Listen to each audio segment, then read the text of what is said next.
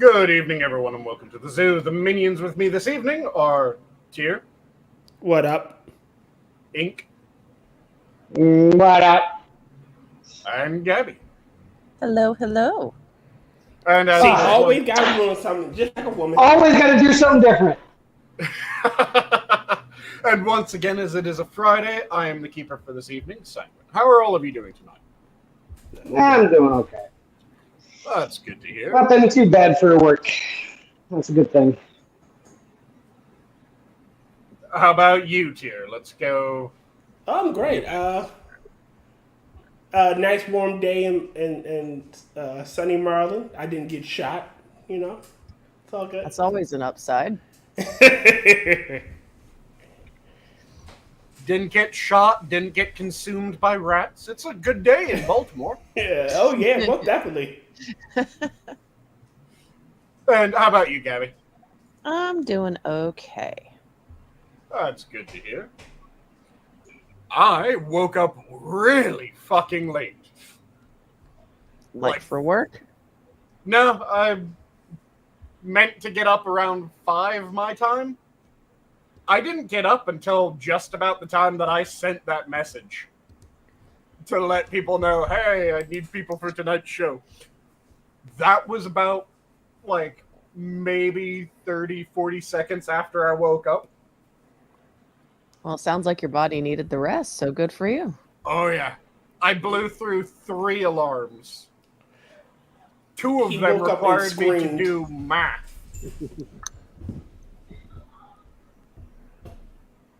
It is a weird thing when I get tired enough. I can do math in my sleep. Why would you want to?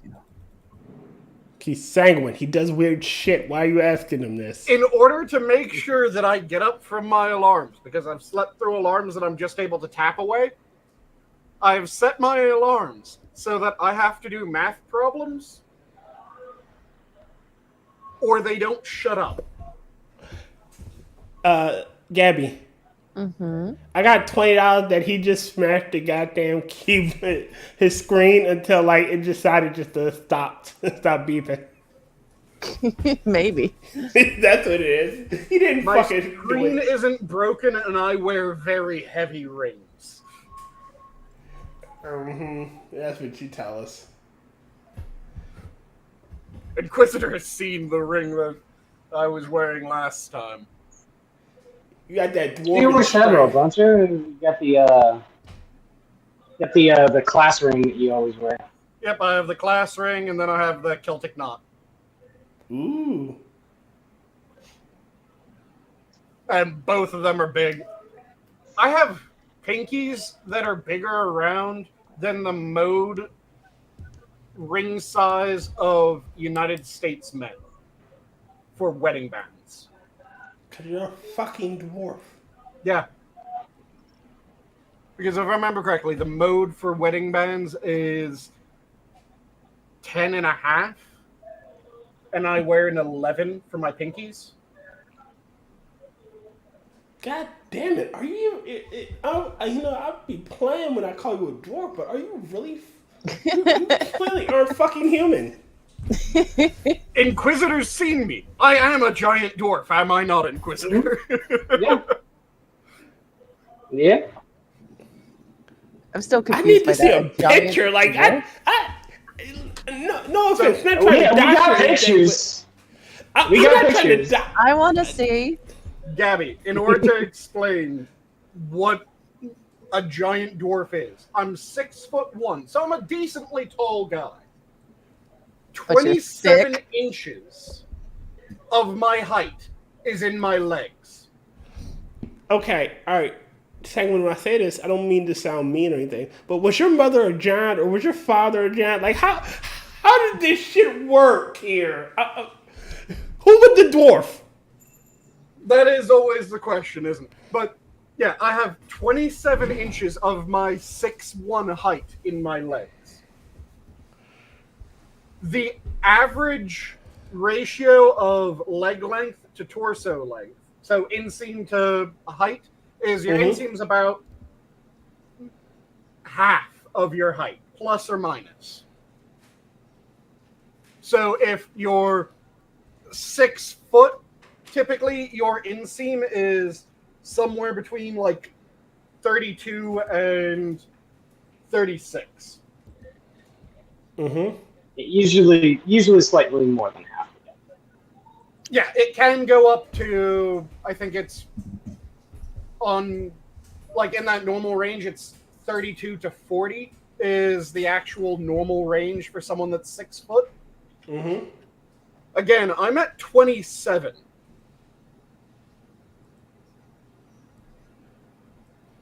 $32 would be the midpoint of that range. Should I send them the picture of you with the statue that's out in front of Ragnar's? 36 would be the median. So I have 9 inches shorter. Sure, why not? Okay. But yeah.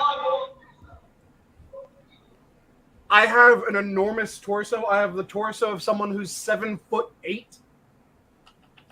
and I have the legs of someone who's 4'6". The fuck? What? If again, you don't mind me asking, what is your shoe size? Oh, I have a decently large shoe. It's not ridiculous, but I have to go double E's. Which, are you familiar with how shoe size width works? No, again, you're gonna have to do like numbers with me. So I'm at an 11.5, 12, something like that, double E. How do I have bigger feet than you? You have longer feet. You do not have wider feet, most likely. Fucking, he is you are literally a Tolkien dwarf. Because the way that shoe width works is you have most shoes are C width. So the width is A, B, C, D, E, E, E, E, E, E. I wear a 14. I could fit my feet into a 13 wide, but I'm more comfortable in a 14 wide. I have big feet. There you go, guys. I sent you it on Discord. That's what Sanguine looks like. Yes, he's a Tolkien dwarf. Okay. Yep. So he's the one on the right, by the way. Are you sure? Are you sure? So yeah, Can't tell the difference. The way that it works is A is the very narrow, B is narrow, C is normal, D is wide, E is extra wide, double E is extra, extra wide, and then triple E is extra, extra, extra wide. I guess I'll be an E because my foot is wide.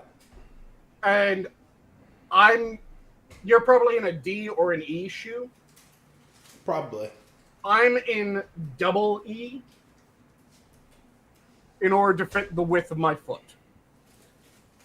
You don't have feet at that point. You got fucking fins. Oh, my foot has almost the same dimensions as like a brick. It is just a rectangle. God damn it, Sank. Like, if I clone you, I could have a fucking army. Oh yeah, I'm a big fucking dude. I told you guys when I was, 15, I almost got sent to the vet for an MRI. I would send you to the vet to get you goddamn tested. Is that child human?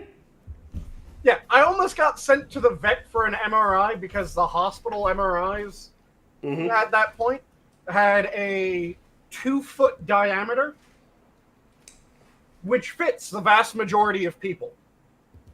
My knuckles started to block feeding me into the tube. So my hands down by my side, my knuckles hit the walls. When we were out on Rock Island, Sanguine just walked out into the Lake Michigan, and he just kept walking until he was a good maybe 80, 90 feet from the beach.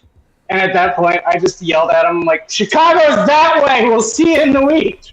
Oh, it was more than 80 or 90 feet. It was probably how far out I went would be bare minimum 90 yards. God damn. Yeah, Adam and I kept on joking that Sanguine was returning to his people. Just walking into the lake.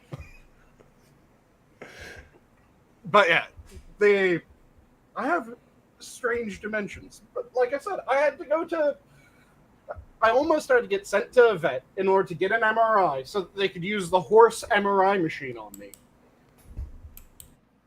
Because my shoulders were broader than the MRI tube. God damn. Definitely a half giant. And again, it was at Definitely.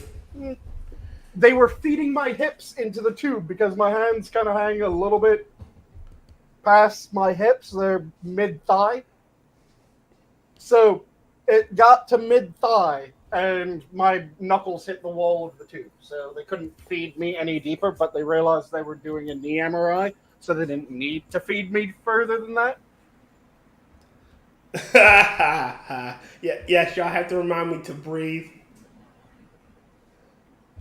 Why? Because apparently we learned today on the corner that black people forget how to breathe, so they need a white person to remind them how to breathe. They also don't know how to use the computer. You're right. So I gotta be reminded how to use the computer too. I'm not as civilized as other folks. Have you fed your ceiling bird yet? No, yes.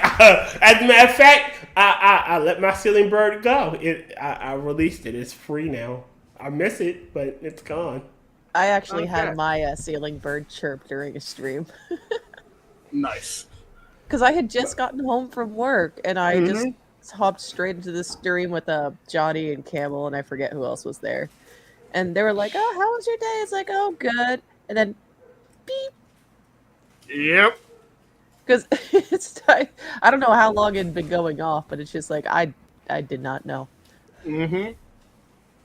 Every 100 years, I hop up there to check and see, but I fucking hate getting on that ladder. Like, see, I was thinking that you would just let it die to the point where it doesn't even beep anymore. no, well, again, it's wired into the house. The house is electrical, so it'll continue to beep. It won't die because it has enough electricity. It gets a trickle feed to keep that going. Yeah. Yeah. So the battery is the main source. So if the battery does die, it still work. However, the beep is to tell you, hey, the battery's dead. Mm-hmm. You know, so if the power goes out, it jumps to the battery. You see how it works. So, but where mine is it's right above my steps in the hallway, and it's a fucking nightmare to get to because if I make a wrong move, I can fall down my steps on that ladder. And it's just me. Mm-hmm. And the cat. Oh, the cat will eat your face. Yep. I was about to say it's numbers. Yeah, that's why I hate changing that battery. And I have an old ladder too, so. I've always wondered how long it would take for someone to find me if I were to die in here by myself. For me, forever. It wouldn't be long because my job after 3 days would start calling my aunt, and she would check up on me. Oh, that's kind of like when I was working as a correction officer. Mm-hmm. Do you want to know what the policy was at the prison if you were a no-call, no-show? What's the policy? Wellness check, immediate, to your local police department. So if you were a no-call, no-show, immediately you had police officers at your door. Well, it would make sense. It kind of makes sense, yeah, with the people that if you work at the prison, they're like, oh shit, did someone retaliate? Oh, that's sadly not the reason why. What's the reason why? We're beaten only by dentists. What was that? I get it. I know exactly why. Yep. Okay. Yep. Makes sense. Have you ever sense. seen The Whole Nine Yards, Gabby? No. Okay, in The Whole Nine Yards, there's a central joke throughout most of the story that dentists have the highest self-checkout rate, shall we say? They like to advance their they like to punch their cards early. Yeah, Gabby. they punch Okay. their own clock. Why? Oh, because I everyone know. hates dentists. I don't hate I love my dentists. They're so nice. That's why dentists tend to be fairly nice, because they know everyone else hates them. No one's happy to go to the dentist. Well, I mean, but I don't think anyone takes it out on the dentist. Like, They don't take it out on the dentist, but no one likes seeing the dentist, which tends to wear on people. I'm sure there's plenty of people who like just want like their mouth to feel clean. It makes them happy. It makes me fucking happy. I don't mind I actually like my dentist. She is probably Just one the of the nicest people I phrasing of met. how you said that, Gabby, made it sound like the weirdest fetish. I'd like to go get my teeth cleaned. Well, I mean, I am your dad. I am your dentist, Who and I doesn't enjoy like the pain that I mouth? inflict. I just dropped like $4,100 at those fuckers. Like, Mm-hmm. See, exactly, those fuckers. It's not those dear angels. No, it's those fuckers. fair enough. But I mean, it's not their People fault. will pay you to be inhumane. Yep, exactly. You'll be a dentist. Be a dentist. I had no idea energy drinks would ruin my teeth so much. Oh, do you I know mean, the it's, really it's concentrated sugar. and do you know the interesting thing? If people weren't kissing, the vast majority of people would never get cavities. From You aren't- kissing? From kissing or sharing drinks. How is that the cause? Bacteria. You aren't born with the bacteria that cause cavities. You acquire those bacteria. Normally through kissing and sharing drinks. That makes sense. So if you never shared food, you never shared drinks, and you never kissed someone, to include your family members, you wouldn't be able to get cavities.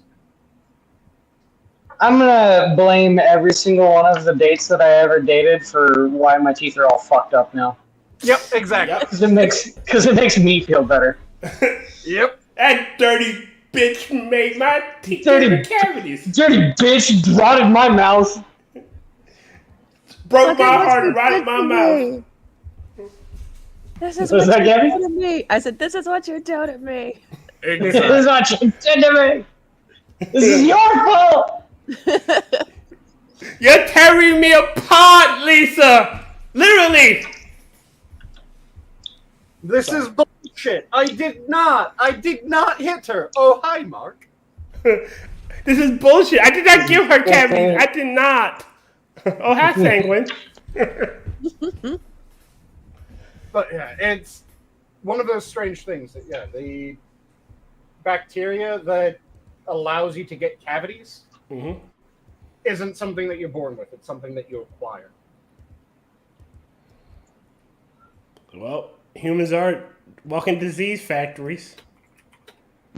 Bodies are fairly disgusting things. I don't think a lot of people think about that on a daily basis. These meat they're so vehicles, awesome. there's a lot of weird shit that goes on with them. Now, a lot of people like to give dogs a bad rap for having like dirty mouths, but dogs' mouths are relatively clean, free of bacteria. Well, I don't know. Cats. I mean, after you lick your ass. Here's the thing, They right? might- Even though they can lick their ass, they might still have are. no. They might have less bacteria, but yeah, they literally eat shit. It's not the quantity, it's the quality, and I think they have a lot of different bacteria that I don't want. Well, believe it or not, in terms of like how dangerous. Hold on. Beep beep. The white zone is for loading only. The red zone is for unloading. Thank you. And Spud, you wanted a source? I don't even know why he's in this area. Anyway, apparently dogs, like, the bacteria is actually not all that dangerous that's in their mouths. Cats, it's more dangerous, but humans, it's even more dangerous than cats. Oh, yeah. But mouths are a good thing to kiss and put stuff. You know what? I'm just going to shut my mouth. Humans have some of the most disgusting mouths, which is why there's something called a fight bite. A what? What? A fight bite. It's a marker that someone has gotten into a fight. Okay. And if you get a fight bite, you need to seek immediate medical attention. Because if you don't, your hand is pretty much guaranteed to rot. Please explain that one to my poor small black brain. A fight bite is when you punch someone in the mouth, there's a good chance that their teeth are going to cut your hand. Okay. If their teeth cut your hand, the bacteria from their teeth, especially the teeth up towards the gums, gets into the wound, and that bacteria will cause that tissue to start necrotizing. Okay. Lovely. Great. So if you don't treat a fight bite quickly, yeah, there's a high chance that your hand's going to start rotting. And Spud Gun, you wanted sources. The bacteria that are the most responsible for cavities are, there's 4 species, it's either 3 or 4 species of Streptococcus.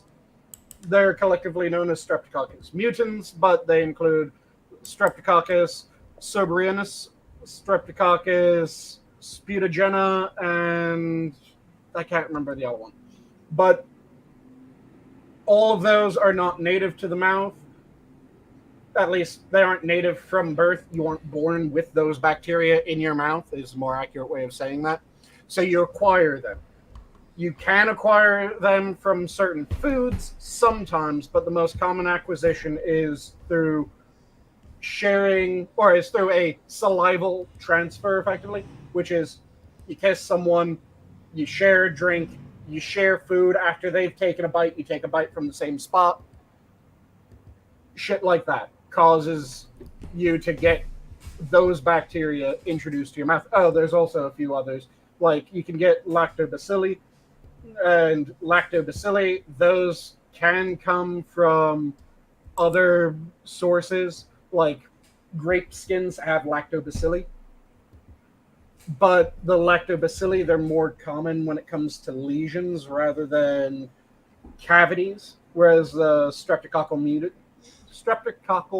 mutans are associated with producing acid when you consume sugar. Then there's also it's P. salivae, I want to say. I can't remember what the genus name is, but that one also produces acid from sugars.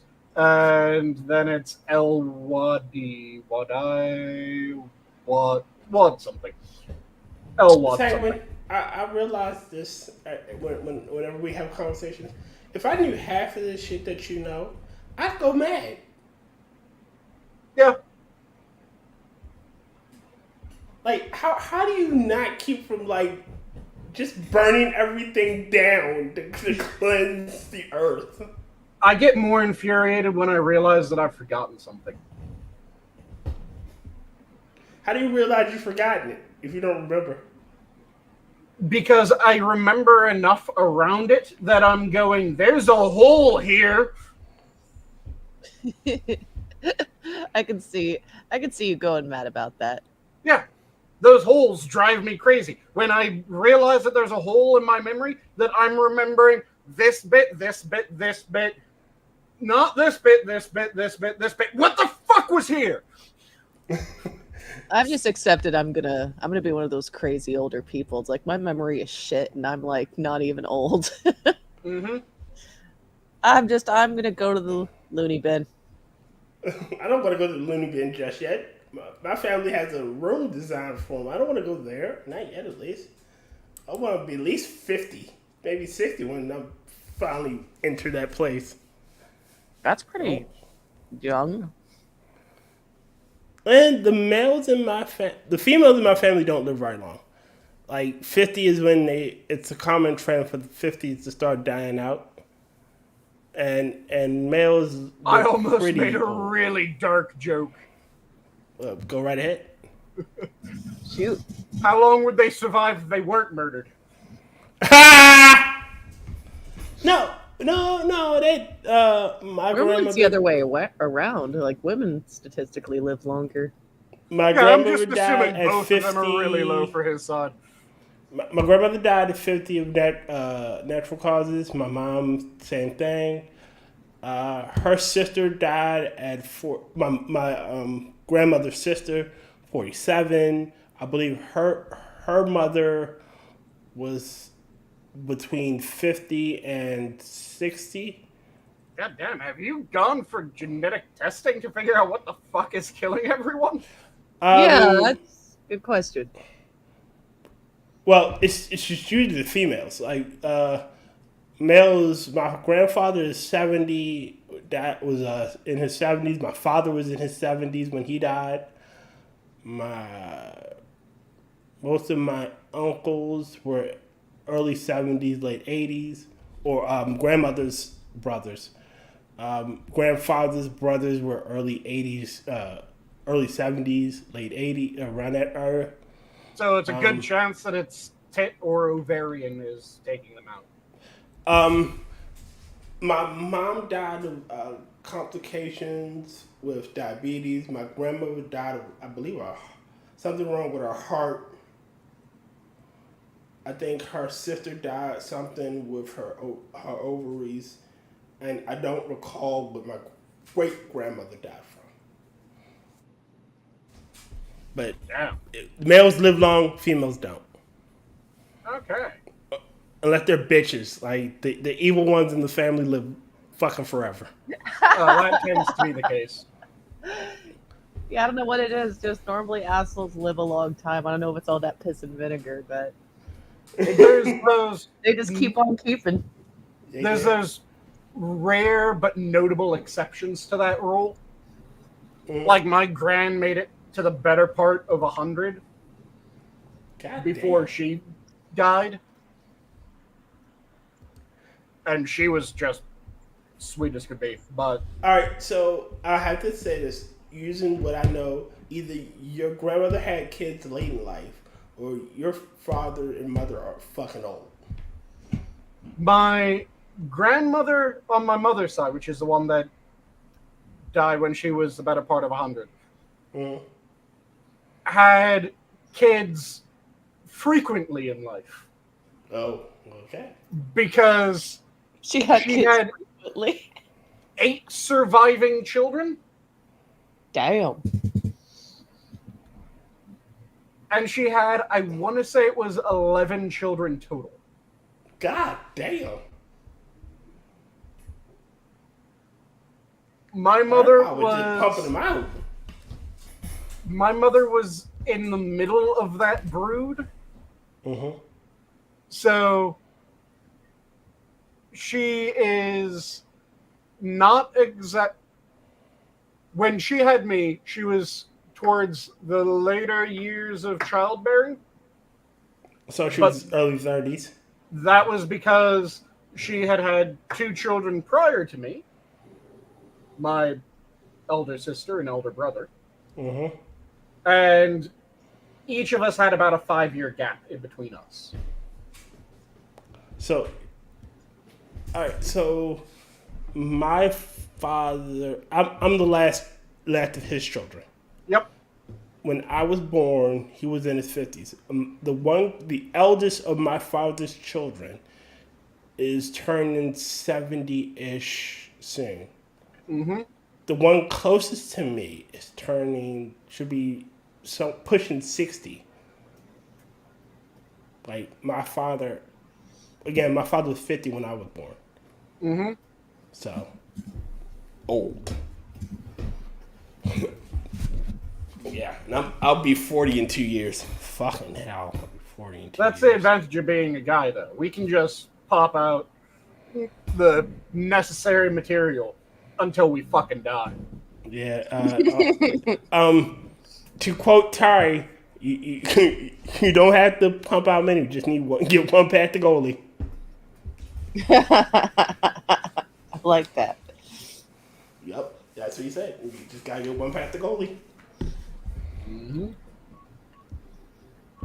And goddamn, 18 surviving children. That is a fuck ton. Who had 18 I surviving? just wanted to send you guys some nightmare fuel. You can look in StreamYard. Rotten Corpse said his grandfather, his dad's dad, was the 18th surviving child. 18? God Bruh. damn. That's, well, I mean, you're guaranteed to, like, have your family, set you up. And that's kind Must of be like... Catholic. Oh, one of the people that I know is one of 18 as well. How do you afford all those kids? Well, either they're southerners or they're somebody in the rural area. Because you have to have a lot of kids to work the farm. And the way that her family managed was it's not one family now. It is 18 children between like 2 or 3 families. Jerry Springer, all right. The dad was a hoe. Damn. My grandfather had 5 by my grandmother and another 7 by another woman, and it gets worse because he's a fucking genius. Both women were named Brenda, so he could never fucking slip up. Same name. That is brilliant. It's fucked up. Both brilliant. Both of his children are interweaved between there are 2 by my 2 older aunts, then my mother, then his first son, his second son, which is my uncle, another group that's interspersed, and then my aunt, sorry, and then the last ones were my grandmother's children. It gets even worse because he and my grandmother met when she was 13. He got into some shit in the South, moved her 3 sisters up to the North, and they've been together since. Mm-hmm. So, yeah, it's wild. So I know about the Southerners and their large fucking families. Yeah, my brother has 5. I figure he's done the part to keep the family name going. I don't need to do anything.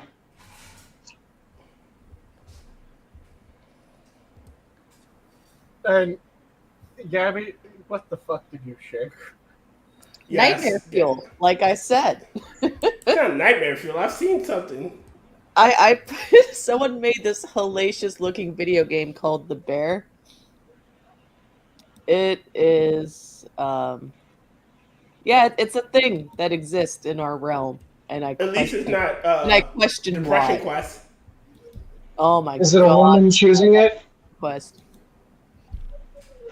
You have to watch the whole thing too. It's freaking hilarious.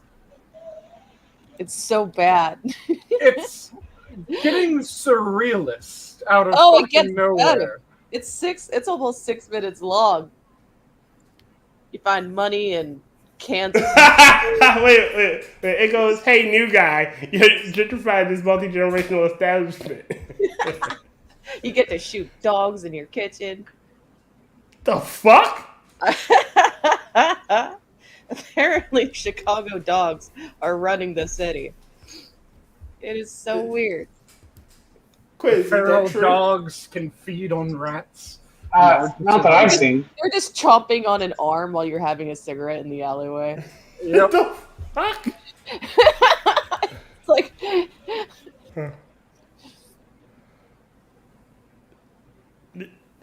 What am I fucking watching? You could. Oh, do you want to show chat like what we're watching? Oh, there goes Inquisitor. You killed your crazy mom. We'll play that in the background while we continue to chat. It is what the fuck? Weird. So it was from Michael Kendall. I would play that on a stream just for shiggles. Like Johnny I'm already about to. has like Torture is How You Make Friends. So it's like instead of bad comedians, it's like we could play bad games. Yep. That's not a bad idea. There's plenty of bad games. And to the whole thing about dogs running rampant in Chicago, my dog only eats arms if I let him. Fair enough. Okay. Though an arm seems like it would last him for a good while. I was thinking it must have been inspired from Resident Evil. Those fucking dogs. I hate that. Dude, is the zombie apocalypse not bad enough? We need like mutant alien dogs and like something that could just like break through into a prison. Like, fuck that. Have you ever read the books Zombie? Mm-mm. So it is. Let me see if I can look it up really quick and I can share it with you guys. It is about a zombie who is fairly intelligent, and he has to get this little girl to a safe zone. And there's like zombie tigers, and like he's with a zombie wolf or a zombie husky dog. Zombie animals. It's like, oh, that's just so not fair, dude. Like they're like because I believe because the zombie apocalypse was done by aliens, they resurrected fucking raptors and shit. So he has a raptor. His friend has a raptor pet. It's fucking great. That sounds pretty fun, actually. Wait a minute. I'm trying to find a good picture. Like it has 2 seasons or 2 a continuation where the little girl is an adult, and he's been helping with the zombie shit. Copy image address, and here it is in the chat box. Make sure. Yes. It is a picture of the girl. So the dog get his face bitten off by the goddamn tiger, and she staples his face back on. Oh, bro, that's a little hardcore. Not gonna lie. No, like so again, he's a zombie dog, and it fucking didn't bother him. But he went toe to toe with like a zombie tiger and fucking won. Nice. Yeah, That's kind of like my favorite breeds of dogs are always the most ridiculous ones bred to hunt shit that you're going, dogs shouldn't be hunting that. If I could afford it, I would love to have a mastiff. I want a war dog. Yep. If I could have any dog breed from any point in history, the dog breed that I would hands down want is one that no longer exists. It was the Irish Warhound. Ooh. So, you guys know what an Irish Wolfhound is, right? Yes. The Irish Warhound was effectively that, but Mastiff. Wow. So, it was a even bigger Irish Wolfhound. And Irish Wolfhounds are fucking huge. Just imagine setting that damn thing on your enemies. Yep. It's just like the Mastiff. Like the Romans used to breed them to fucking fight. They would have whole phalanxes, or well, not phalanxes, but whole units of these motherfuckers, and they would set them on people. Mm-hmm. Oh yeah, Akitas are absolutely capable of chomping down on a person. Because Akitas were bred to be bear hunting dogs. Mm-hmm. And there's a handful of other dogs that were bear hunting dogs, which is why I said I like the dogs that were bred to hunt the most insane shit that you're going, dogs shouldn't hunt that. Wolves? Yep, we have dogs that were bred to hunt wolves. Bears? We have dogs that were bred to hunt bears. Shit, dogs have been our best friends since we decided, you know what? We need something to help us hunt. You like to eat. We got food over here. Come on. We can help each other get the food. Yeah. Yep. Whole breeds of dogs exist because we created them. Well, that's like everyone's heard that humans are the most ridiculous long-distance hunters, right? Yeah. Can you name the only two animals that can even slightly keep up with human long-distance hunting? Dogs and cheetahs. No. You got one of them. Dogs, of course. Dogs is one of them. What's Birds? the other one? Nope. Birds? Well, falconry. Hello. Horses. Who? Horses are the only other species Makes sense. that even remotely keeps up with us. It's dogs and horses. It's also the reason why there's 4 animals that are found, or actually 5 animals that are found in the greatest number of different environments. Dogs, horses. Because everybody had, at some point, everybody's had cow reunions. Yep, it's dogs, horses, cows, cats, and chickens. 2 food, 1 plow horse, best friends. Makes sense. Yep. Hogs will accompany us into the stars. Oh, hogs are terrifying. But Aren't they they're amazing. going rampant in Florida right now? Oh, they're going rampant all over the fucking place. Not in I Maryland. like how that meme is just alive and well. It's like, Hogs are the least domesticated animal. No, cats are the least domesticated No. animal. Hogs are. Because a cat, you leave a cat alone, a house cat is still a house cat after a few years. You leave a domesticated pig alone, and the thing looks like a boar. yeah, I wouldn't mess with that. Almost immediately. Only there's a difference between it and the boar. Do you know what the difference between it and the boar are? Attitude. The Freedom. formerly domesticated pig, the now feral pig, is bigger. Really? Yes, the domesticated pigs, when they break free, have you ever heard something referred to as a hogzilla? No. Well, that and tusks. Domesticated pigs don't have tusks, boars do. That's true. Feral pigs regain those really fucking fast.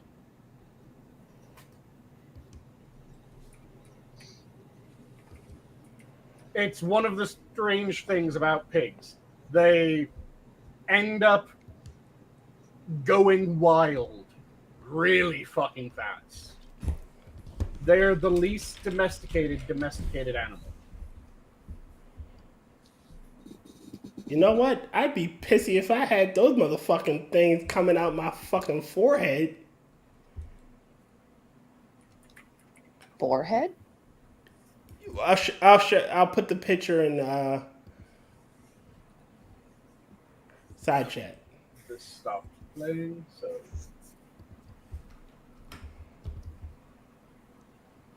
the zombie dog. No, that's the Oh yeah, no, that would irritate. Yep. well, not their forehead, but their snout. Like, goddamn, that thing. I can see why they're pissed off. But yeah, there's hogs go feral faster than any other animal, and their feral version ends up reverting back towards boar insanely fast as well. And then when you have the crossbreeds of feral hogs and boars, those are the terrifying ones. I bet you they taste so amazing. good. Oh yeah, they taste amazing. Also, they're fucking huge. That's why I brought up Hogzilla. Let me see if I can find a good picture. I found a few pictures. Yeah. The problem is all the ones that I saw originally were very obviously dead animal, and YouTube does not always like that. It's hogs eating trash. But let's see if I can find a less overtly dead Hogzilla. Here, it's even got a yeah, giant Hogzilla invades Hong Kong. Okay, yep, that one is a good one. These are fairly small feral hogs, but it's a good display of what I mean by they get fucking huge. Especially since, again, these are fairly small ones. It's the size of a dumpster damn near. That is a big boy. This is a small one. I bet you he tastes fucking amazing. Yep. But yeah, feral pigs quickly regain their thicker coats that they have when they're boars. They quickly regain tusks. It's Wait a minute. insane. I think that's a picture of Amberlyn Reed. Oh. Yeah, She let herself go. Amberlyn Reed is slightly less hirsute. Ha! Why does that name sound familiar? Who's Amberlyn Reed? Are you familiar with Gore World? No. They're the morbidly obese women that are eating themselves to death on YouTube. Oh, Yeah. Oh, okay, yeah. The big, yeah. Her and Foodie Beauty. Yep. Oh, yeah, they're colossal. 600 fucking pounds. I don't understand how you can even get to that point. In a land of plenty. They're the Well, welcome to the land of milk and honey, bitch. Yeah. It's like you have to like force yourself to get that big. It's like I think the weirdest thing about them is that they've got the forehead fat. Yeah, the forehead fat's weird Yes, that's weird. looking. When you've gotten so large so quickly, your body is going, fuck it, stick it on the head. It's like, I don't understand how you can get, like, a paunch on your forehead. Yep.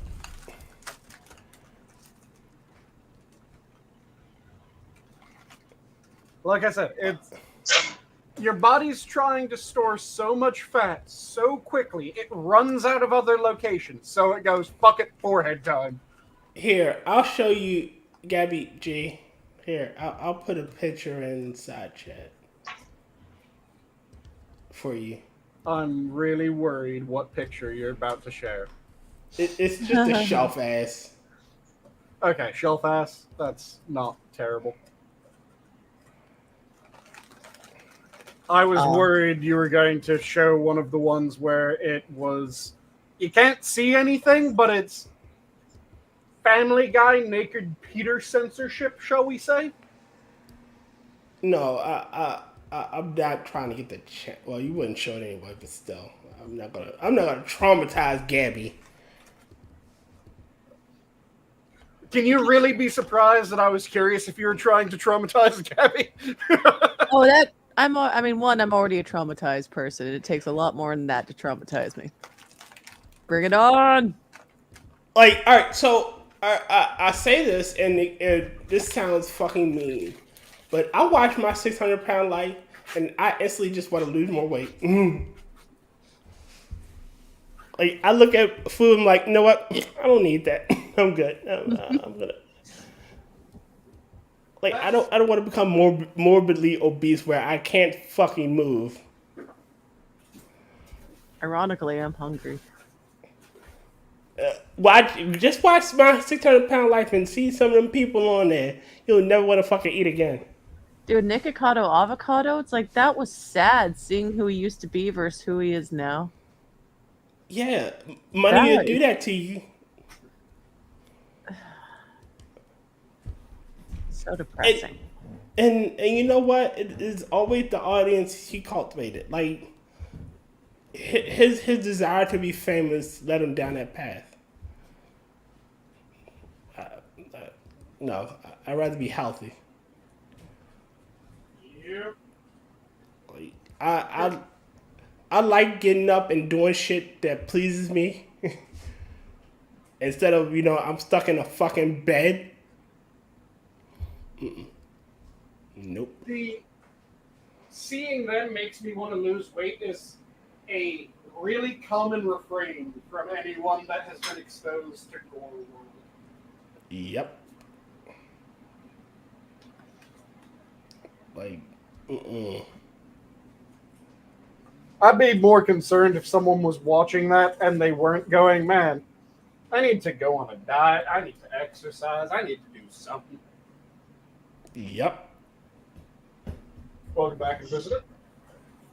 I fucking hate StreamYards on mobile, man. Like I go and I look at some of the pictures and then I hit back and it just completely exits me out of fucking StreamYard. Yep. Back again. I hate that shit.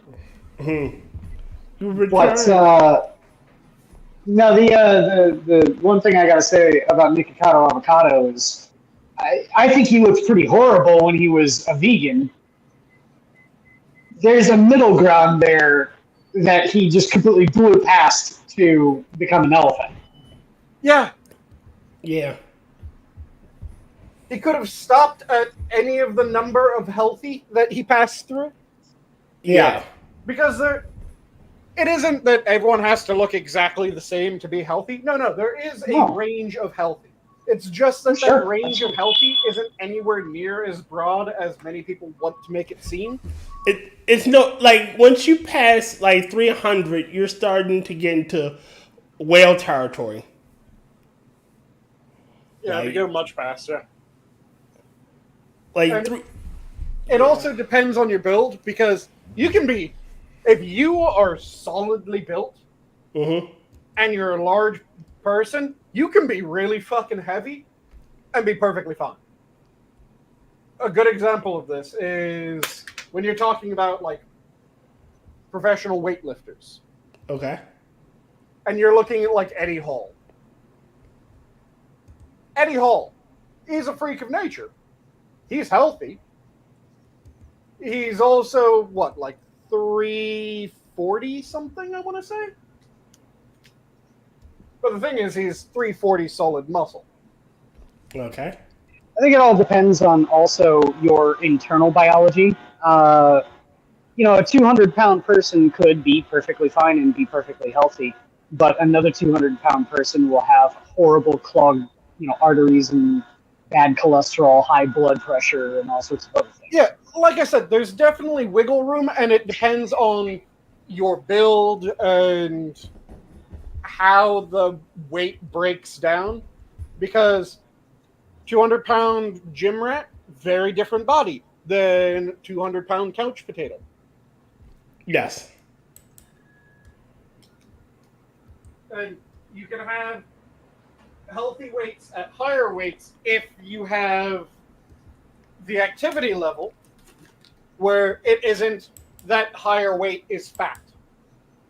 And this is always the thing that drives me crazy about the fat activists. Richard Head said, look up Alexander Karelin. I'm scared to do Alexander.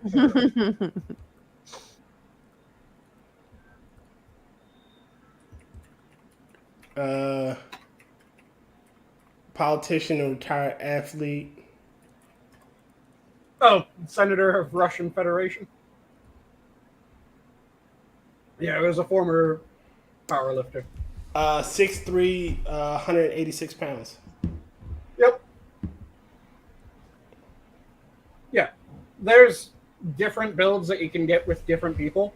Mm-hmm. And a lot of the extremely muscular builds, those aren't healthy builds either.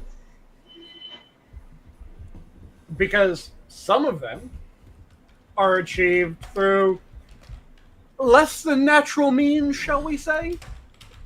Ah. Are you talking about that one dude on Twitter that claims to be like the healthiest lifestyle ever, eating like pure raw meat and stuff like that, and then it turns out you're that talking he's about Liver incredible in steroid use. Yeah, Liver King, that's it. It was all a lie. Like, wasn't he caught? Yep. Like, Oh yeah, he was caught doping, and then he said that he went clean, and he was caught doping again, and then he said that he went clean, and he was caught doping again, and then he said that he went clean, and he was caught doping again. Dude, just tell the fucking truth. Yeah. Like, at this point, no one gives a damn. But there's... we give a damn that he lied. It's like, dude, just be honest. Be like, yeah, I'm doping. Yeah, and if you have to go for steroid usage, that's not healthy. It's not even remotely healthy. It doesn't fucking work out well for you. So if you become such a gym rat that you have to do that in order to maintain your body, that's not good. That's not healthy. No one's going to say that that's healthy, except for probably some people that are doing that themselves. or Yeah, you look great, man. grifters, people that stand to make money off of selling the false narrative. Yep. Selling the pipe dream. But it's one of those things that there's a decent band of healthy, and it goes from being decently muscled to decently live with a bit of like healthy punch in the middle. Nice little punch. Yeah, where it's not that you're unhealthy, you aren't fat, you just have a punch. I told my friends that if I ever have a paunch, like anything that folds over the top of my pants, to kill me. Yeah. I have given that order to my friends. Rodden, I want you to do the exact same. You can blow my brain out if I ever get that fat. My brother always said it's like a woman is fat if her stomach sticks out further than her boobs. God, Yeah, that's a very good point, and I 100% agree with that. Because I mean, anything else in between, no guy is ever going to look at that and turn that away. Not a single guy will do that.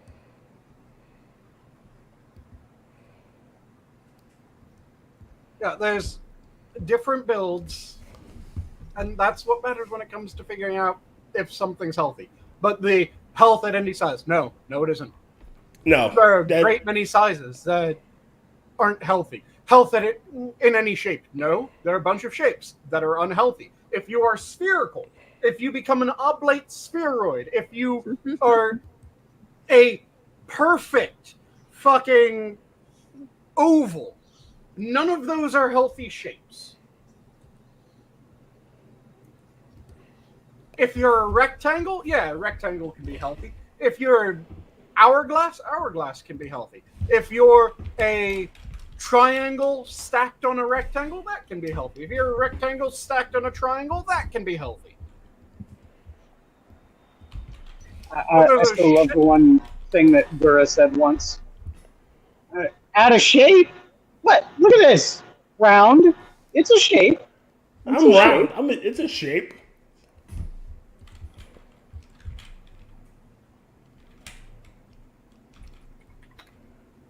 Like, again, when you start passing a certain weight level and you're telling yourself, "Oh, I'm healthy," and you have to struggle to breathe, you're not healthy, my dear. And no amount of body positivity or Oh, you're just fat shaming me. No, bitch, I'm trying to save your life.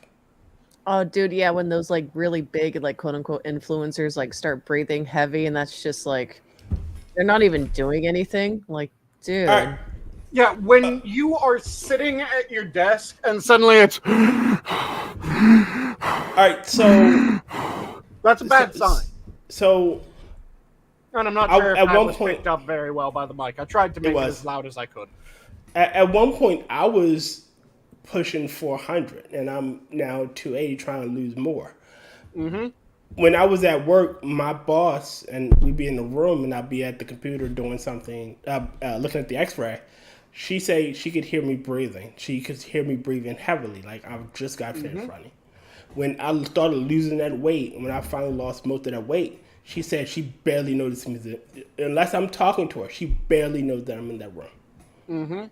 You know, so it is clearly something there. Yeah. Like, And a really low bar for determining if you're healthy is if you sound like you're dying after walking a mile during what you consider is good weather. yeah. That's a bad sign. Also, if it takes more than 40 minutes for you to walk that mile, that's a bad sign. Oh, well, it takes me Well, 40 minutes to walk a mile because I like to meander. Yeah, but I'm saying if you're walking at like a decent clip, if it's just you having a very leisurely walk, that isn't a problem. But if you're walking with a purpose, it shouldn't even take you 40 minutes. But if it takes you more than 40 minutes, that's not a good sign. I think what was it? It was like 10 miles, wasn't it? The circumference of Rock Island. We did that in what, 2 hours? Yeah. And all the while we were sitting there shooting the shit and through like ups and downs of terrain. Yeah, it was an 11-mile all the way. The short route was a 6-mile. We did the long... we went the circumference instead of like the halfway through. Yep, we did the long, and it was like a 3.5 hour walk. Oh, okay. Yeah. And also with the pit stop to see the lighthouse, but yeah. Yeah, we stopped at the lighthouse, and we stopped on the beach.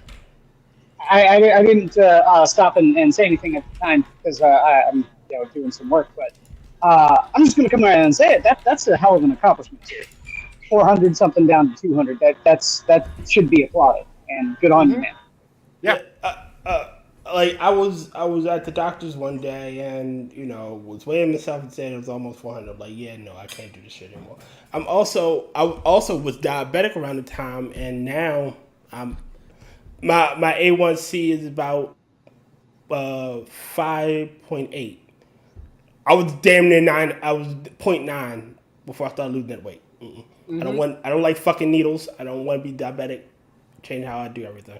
Fuck all that shit. But then you could be like Black Winfred Brimley. Oh God, no! I got the diabetes. Yeah, you could start selling diabetes and diabetes accessories. I'm gonna have to grow a white beard. Do you have diabetes? I got diabetes too. They took my foot. No one's replaced him yet. It could be you.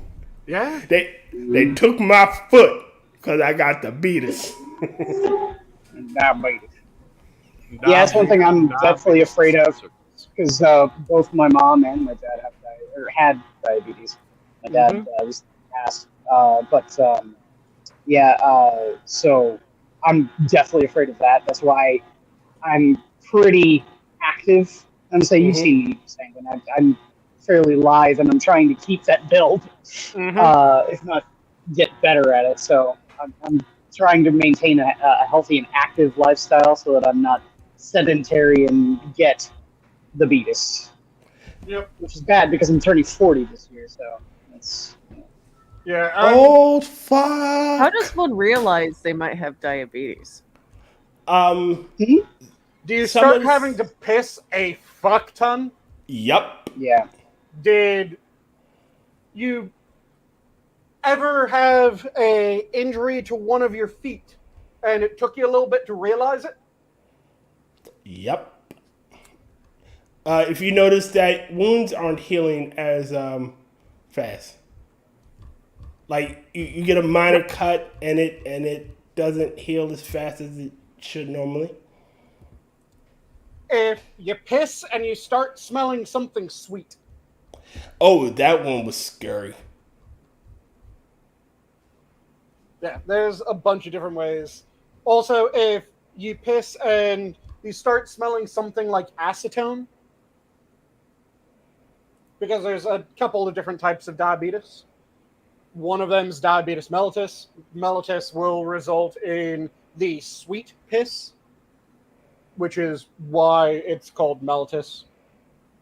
Mellitus effectively means sweet. And then you have another sort of diabetes, which it produces a lot of the waste alcohols and waste hydrocarbons. So that's when you'll smell something like acetone when you piss.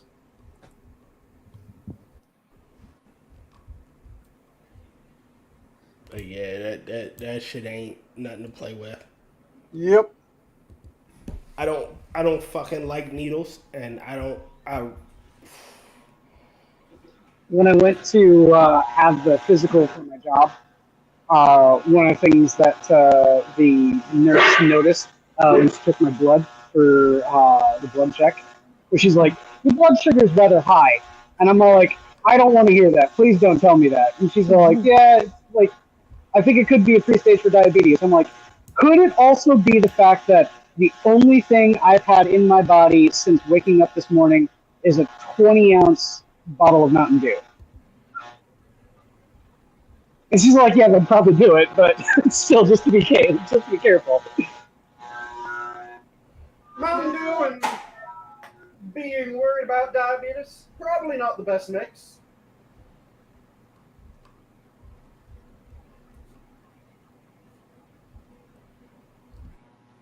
Yeah, I've severely cut back on how much soda I drink. I drink mostly water these days, more than anything else. Mm-hmm. And hell, when we were on that trip to Rock, I bought that 12-pack of root beer when we were out on Washington after we got back. And I didn't finish that until like 3 weeks after our trip. Mm-hmm. So... that one was Something scary sounds as fuck. possessed in someone's background. Ryan That's Corp, probably me because I'm driving a forklift right now. Badass. Okay, guys. Ryan Wait, Corp, so- you can also wake up Because temporarily blind because your blood sugar is super low. That's what happened to my dad. Yep, you can have low blood sugar, which you'll start kind of feeling and acting drunk without a drink in you. And that's when you're going hypoglycemic. But it sounded haunted because you're driving a forklift. What are you doing? Some Klaus, a forklift driver bullshit over there, Inquisitor?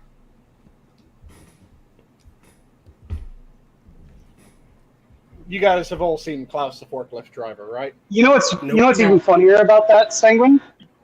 What? The safety dude at my job showed Klaus the forklift driver for our safety briefing once. Yes.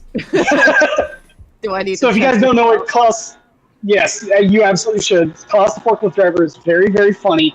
It starts off like it looks like a legitimate safety like video. If you've worked like any industrial stuff, you've all seen those kinds of things.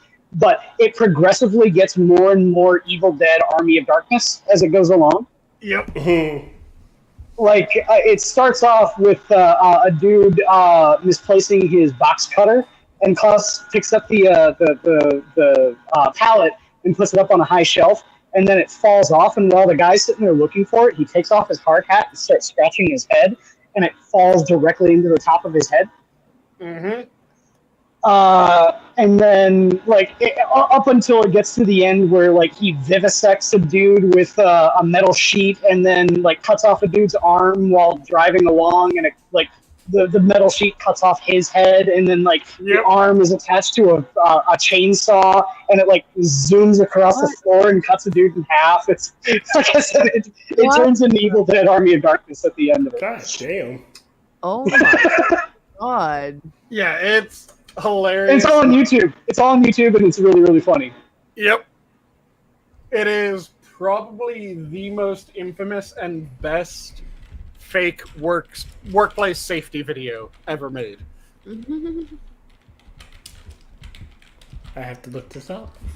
Because it starts off, like Inquisitor said, playing it straight, and then it's just every incident that happens, it gets dialed up that much more until eventually you're just going, this is insanity. God damn it. He didn't pull it out. He broke the goddamn knife in his head. I am watching clips of it right now, and you are not wrong. Yep. Yeah, it was a snap knife, so one of the snaps breaks. Was the zoom in on the gore necessary? Yes. My absolute favorite bit is the one where the unsupervised or the unauthorized dude is like tinkering around with the internal mechanisms of the forklift, and then Klaus starts it, turns around, gives him a big old grin, and the guy comes back without hands. Yep. That's my favorite one. Rod, I know what we're watching tomorrow night. Well, tonight, at this point. But yeah, it...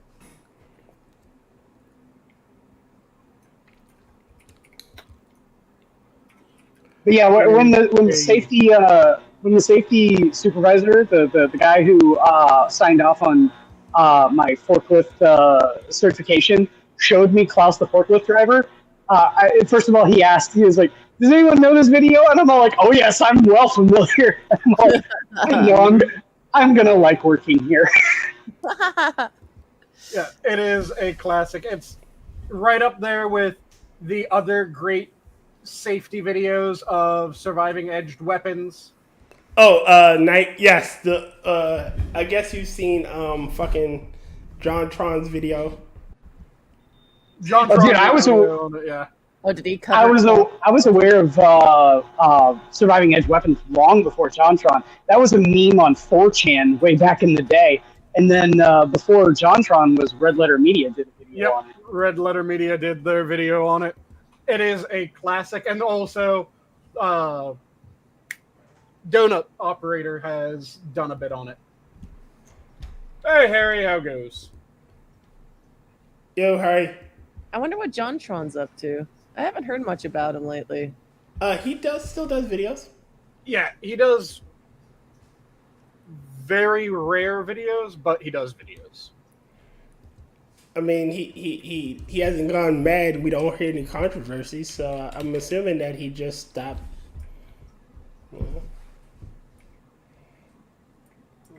Stop talking politics. When he did that, it was irksome because some of the shit that he said was accurate, but he presented it incorrectly, and other bits, it was just, oh, that's really bad data that doesn't actually fucking hold up. So it made him look like an idiot. He doesn't debate well. Yeah, his stance wasn't as idiotic as his presentation of his stance looked.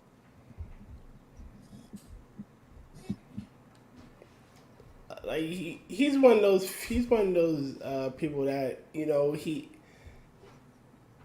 has to sit, and if you put him on the spot, he can't articulate well. If he had time to sit and think, he probably could get out his point.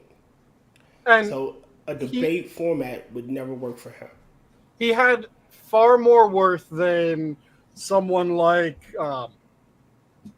what was the jackass's name? Always had a insane self-assessment of himself. Had the Adam Conover. Oh God, Jesus fucking! I hate Adam Conover. comb over. Yeah. Adam Conover was one of the worst when it came to that.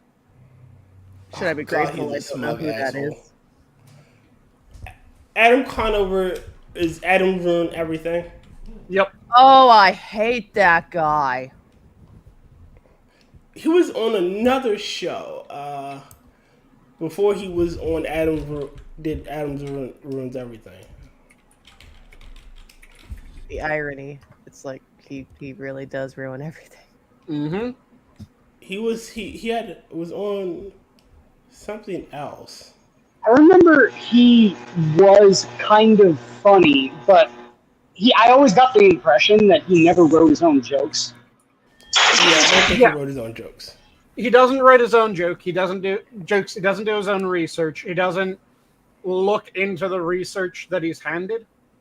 He is really good at somewhat personably reading lines that he's fed. Did you see him when he went on fucking Joe Rogan's and he got his shit kicked in? And then What he tried to debate Joe on. everything. Everything. I think they talked about trans issues, and he was using. I haven't seen the data. I had to show me. And Joe was just talking points. The thing was that they started having a conversation, and the conversation started out really personal, really fun, and then Conover brought up something political, and Joe went, "Oh, okay, we want to take that in the conversation in that direction." So I started asking him things about the thing that he said, and then it kind of was diagonally related to transgender people playing sports. And Joe started commenting on, was tangentially related to trans children. That's what it started as. After their basic conversation. Like I said, Conover was the first one to bring up something political. And then Joe said, yeah, I think we would agree on a lot of things, but there's certain things that people are doing now that just absolutely baffles me. Like the pushing gender affirmative care on children. And he started talking about his issues with that. And Conover started to reply.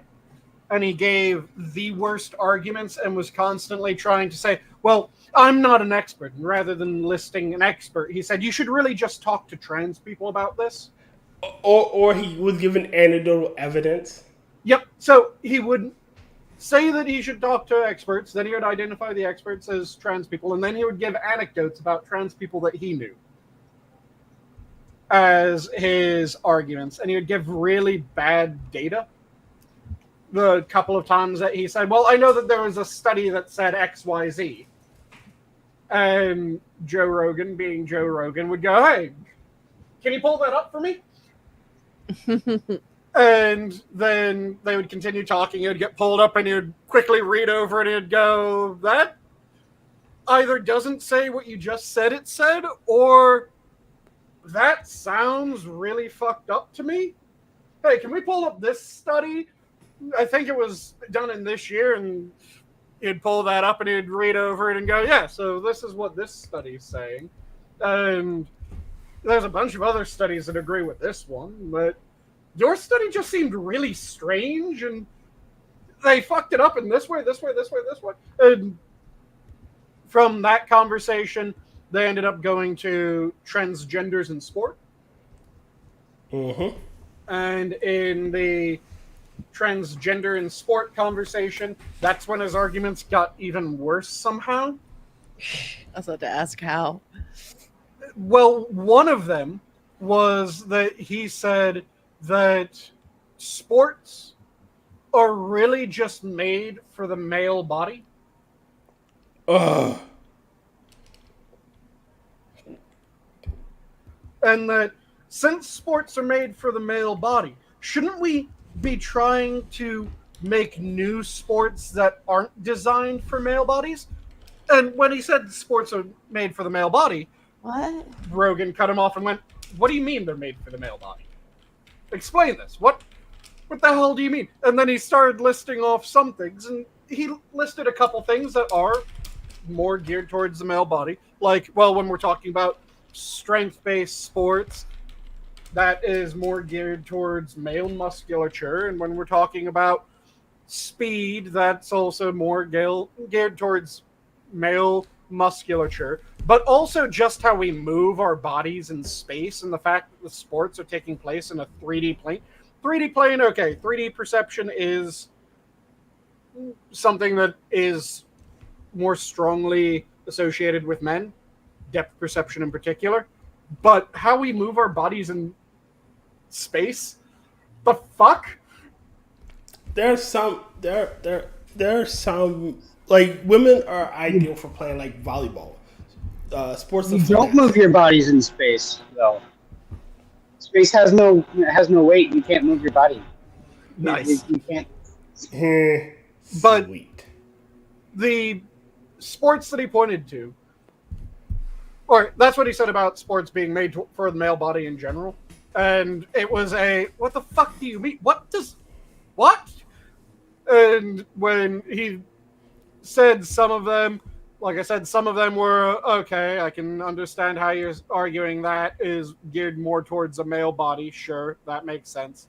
But then there's others that were no, what the fuck are you talking about? That doesn't make any sense. And then he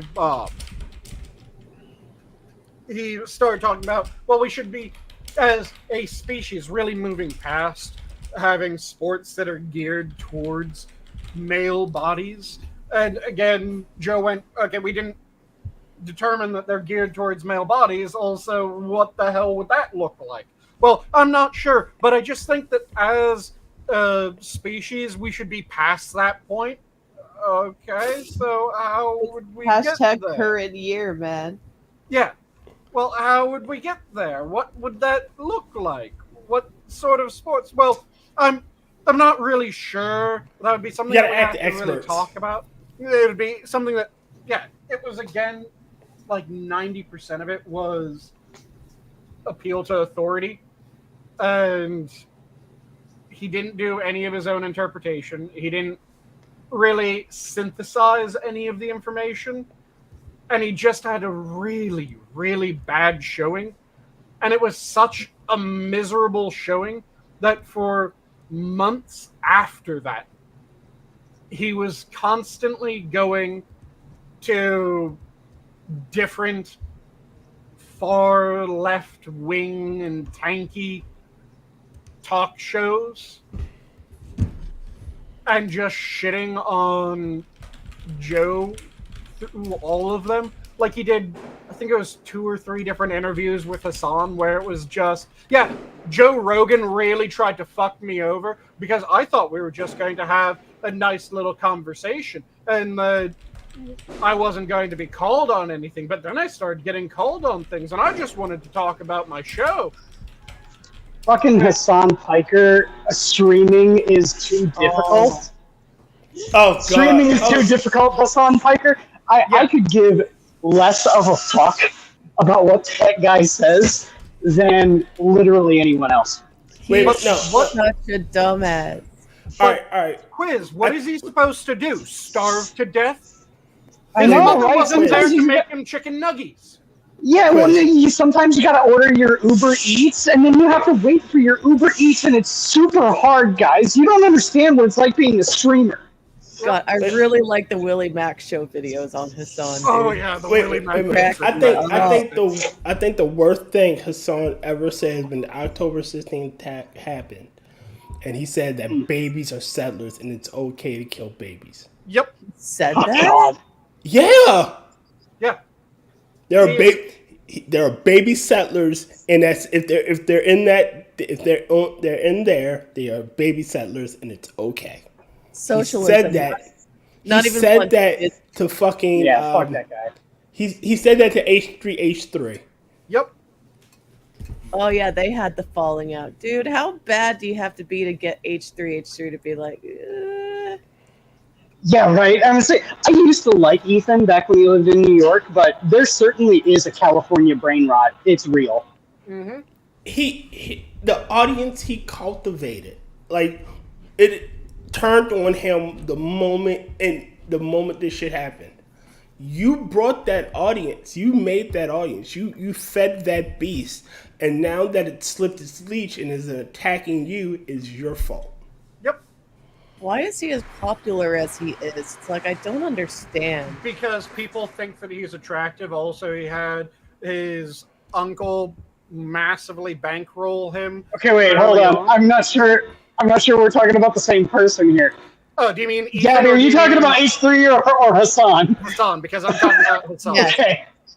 Yeah. I was going to say, because attractive is certainly not a thing I associate Ethan Klein with. No, Ethan Klein was funny at one point, and then he stopped being so.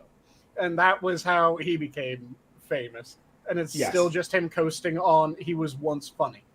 But the way that Hassan got famous was he was from a rich family. Mm-hmm.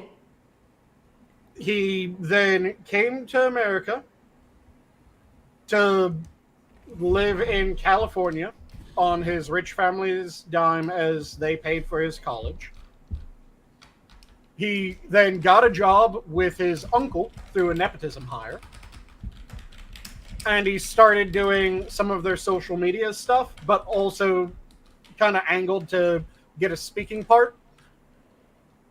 As he was doing the social media stuff, though, he started directing people away from his uncle's social media outlets onto his own.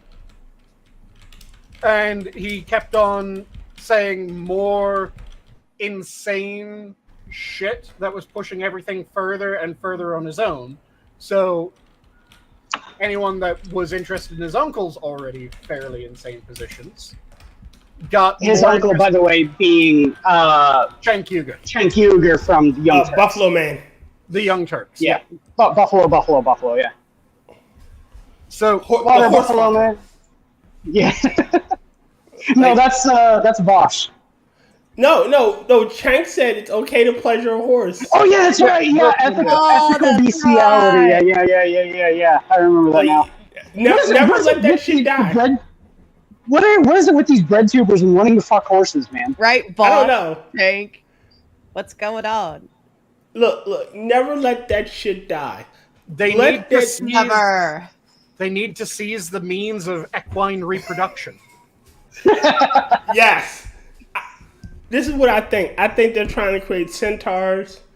That's just me. I could be wrong. I don't think I am, though. But yeah, it's something that just keeps on happening. They keep on going more insane, and they keep on saying shit about wanting to fuck animals. It's very strange. It really is. Look, man, I'm fairly left-leaning on a lot of my politics. I wouldn't touch them with a 10-foot fucking pole, man. You haven't quite crossed the horse fucking Rubicon? I'm never gonna cross the horse fucking Rubicon. But that is a bridge too far, my friend. Well, that bridge is laden with horses and horse cock and horse vagina. No, I have that song stuck in my head. There's no cock like horse cock. Yep. But yeah, he then started kind of skimming people off his uncle's work in order to build his own name, and then eventually left his uncle's show and started then mooching off of Destiny, and again trying to peel away the more extreme elements of Destiny's community.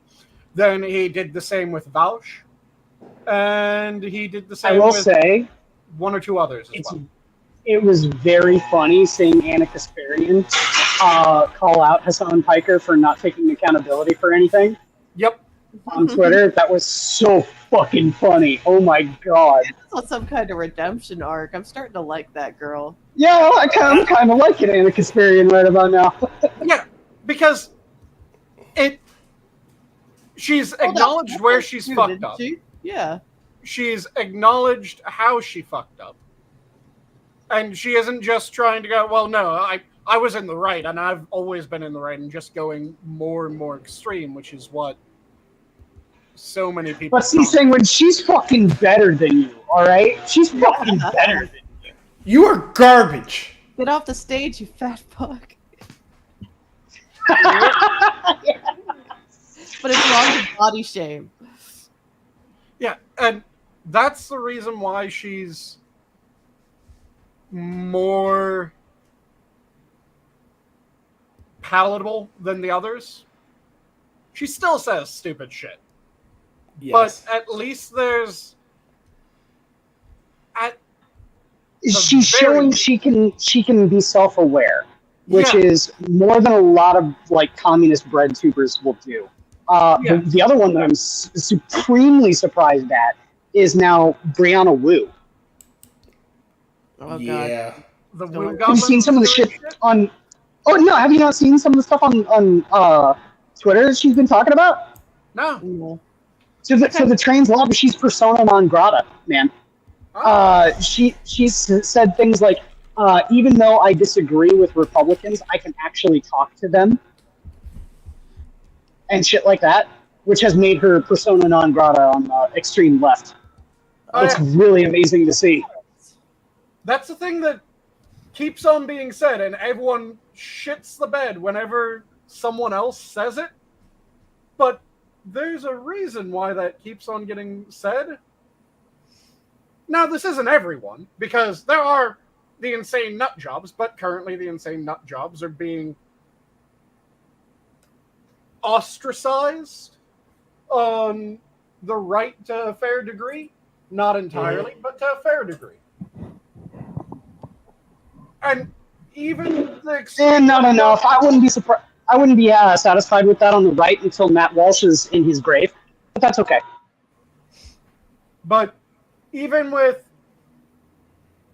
some of that, even the most extreme people tend to be more game to talk, and they'll say horrendous shit constantly. I'm trying to remember who the fuck it was. He was on a stream. He was one of the dumbest shit alt-writers that was actually just a Nazi.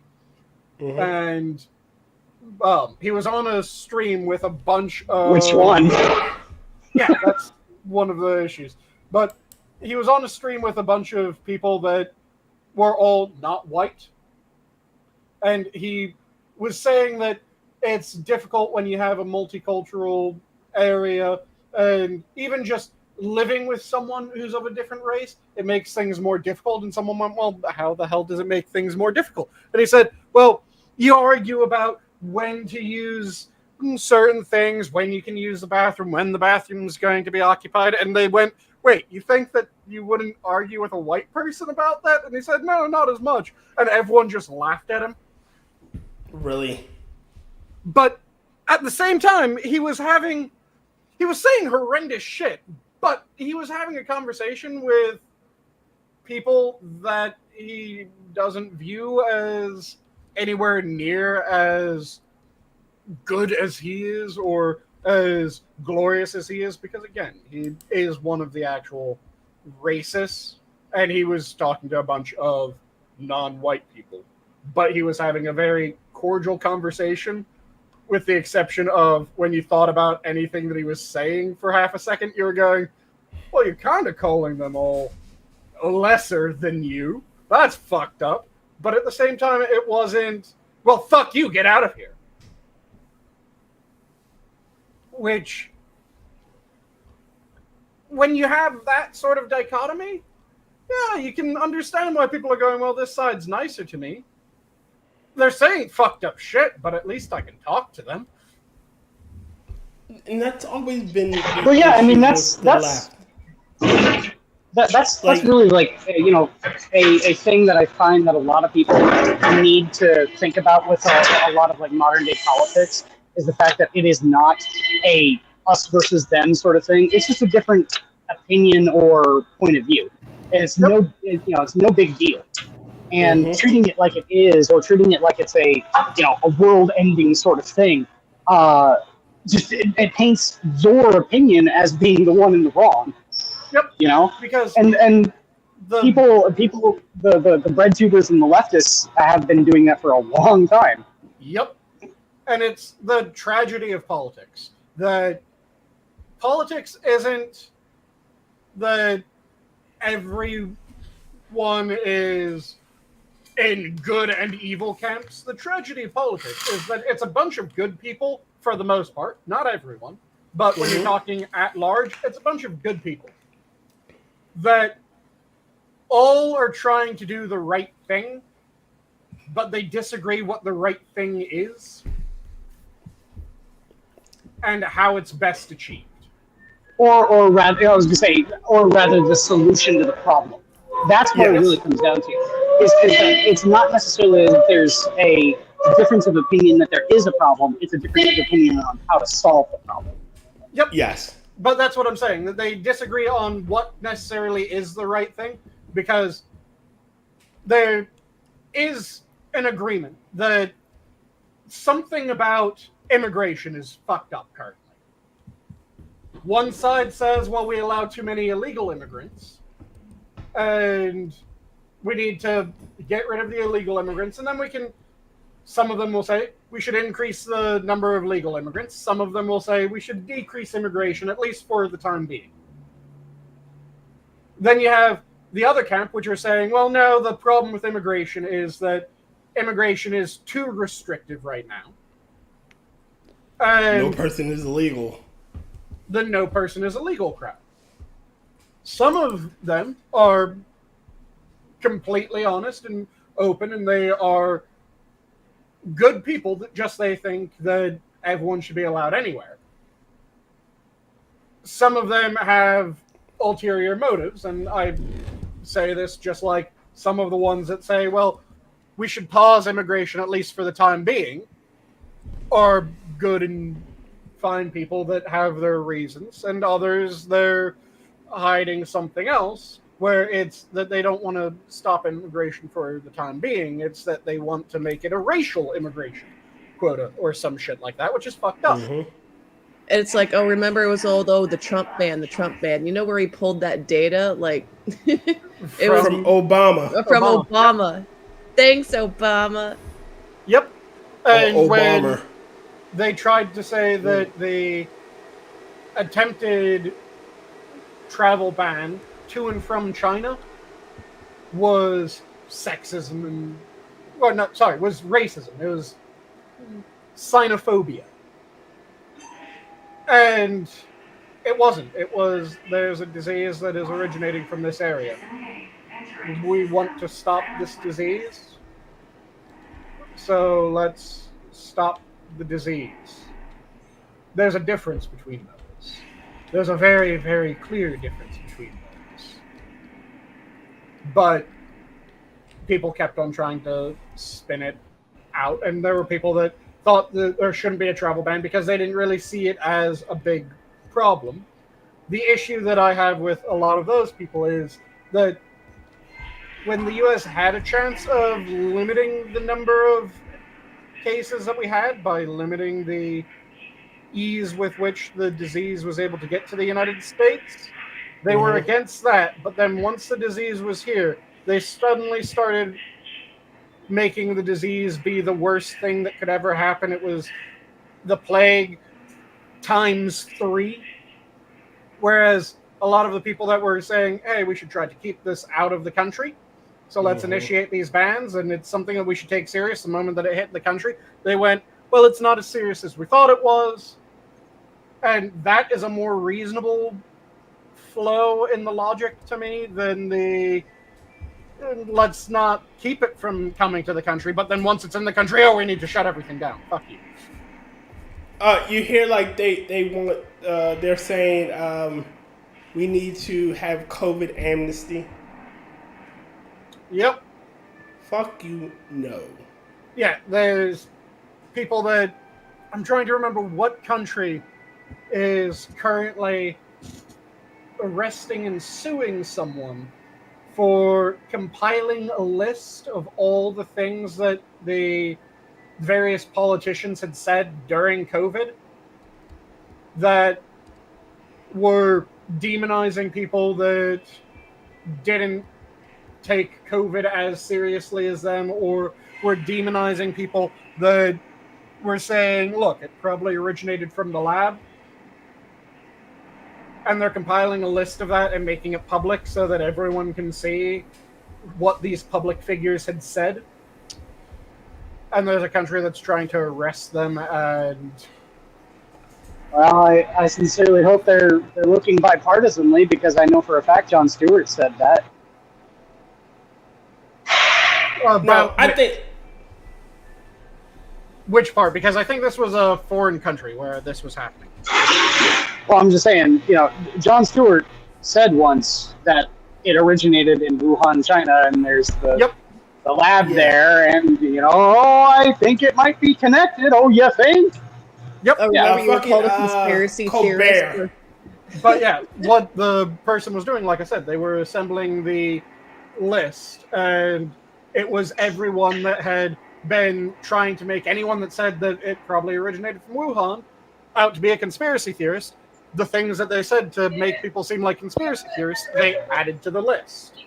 And I want to say it's a European country is currently trying to go after this person legally. Euro trash. Who gives a fuck what they think? Dude, I laughed so hard when all the immigrants are bused to sanctuary cities. It's like, okay, yeah, you say you're a sanctuary city, here you go. Mm-hmm. And then they get pissed off. Mad.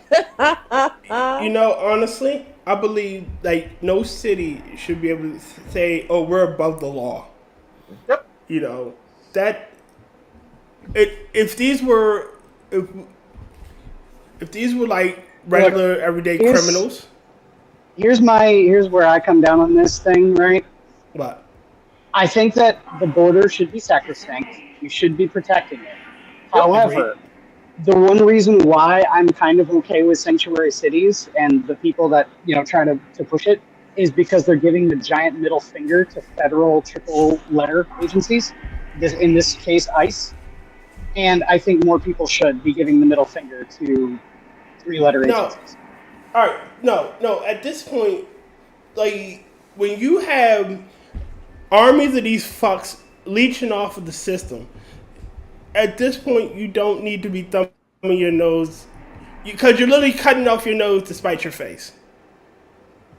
Yes, you're giving the finger to ICE, but it's draining your resources. Look at Chicago. How many millions have they spent on these little fucks? And I know it seems heartless, but my motto is I'm a huge isolationist. I believe we should take care of our own first and foremost, and you aren't one of us. See, I'm not an isolationist, but I also agree with if you're talking about America and American politics, America should always take precedence and should be the first consideration for American politics. When it comes down to it, it should be, does this benefit the U.S.? If yes, okay. Let's do it. Continue on to the next step. Let's see if it is something that we should do, because it's possible that, it could benefit the U.S., but not all that much, and then the knockdown effects would end up harming the U.S., so it would be an immediate benefit, but then a long-term negative. Dude, they screwed up so bad when they were forcing people to do it. The moment you force it, it's just naturally going to get resistance. Yep. But it's of course, people had questions. A bunch of healthy high schoolers who are forced to get it because, contact sports, all of a sudden having heart problems. For real. Yeah. And the thing that drives me crazy about the immigration conversation isn't so much the cities that declare themselves sanctuary cities. You want to call yourself a sanctuary city? Okay. You don't get to bitch when people go, okay, you wanted to be a sanctuary city. You said immigrants welcome. Here they are. Yeah. Here they are. Here's the thing. and the reason why I say that about triple letter agencies, if they want to do any of this kind of thing, if they want to make themselves a sanctuary city and flaunt in the face of ICE, or if ICE wants to do any sort of, its own regulating in how it does, it enforces the law, all of those laws need to be signed into place by Congress first. Yep. The executive branch and triple letter agencies should not be making their own laws. And I would absolutely agree with that. ICE does it. Everyone does it. And I think that executive overreach has been a problem for a very, very long time. And the more the federal government feels the strain, the more we will get to a place where the law is actually fucking respected. Yeah, but in the meantime, Quiz, hold on a second. In the meantime, Quiz, they're draining resources that could go to our citizens. Like you're literally cutting off your nose to spite your face. Like, I get it. Yes, executive overreach.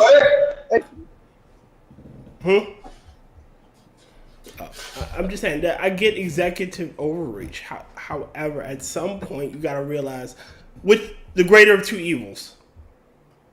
And the thing that pisses me off is that the various branches, with the exception of the judiciary thus far, are each reaching over into shit that the other one should do.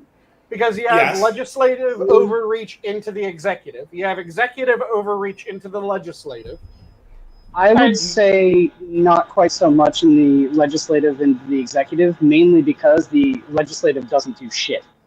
Except they do, because it needs to be a wake-up call to the legislature to actually fucking do their job when this kind of shit is being done by the executive branch. The problem is I want the judiciary it's not actually happening.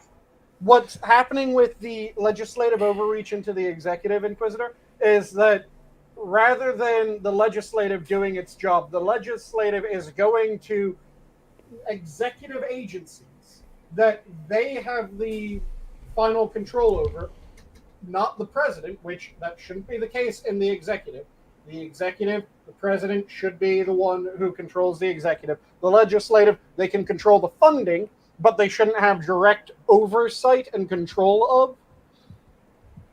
They're going to those agencies and going, we want you to do X, Y, Z. And then those agencies are doing X, Y, Z. But the legislative isn't making a law, and they aren't going through the channels that they should, the legislative channels. They're going to the executive. So it's an overreach of the legislative into the organization of the executive that oftentimes then results in an executive agency doing a legislative job. Because the legislative body came to them to tell them to do the legislative job rather than the legislative actually just doing the fucking job. Well, I need the court to do its job.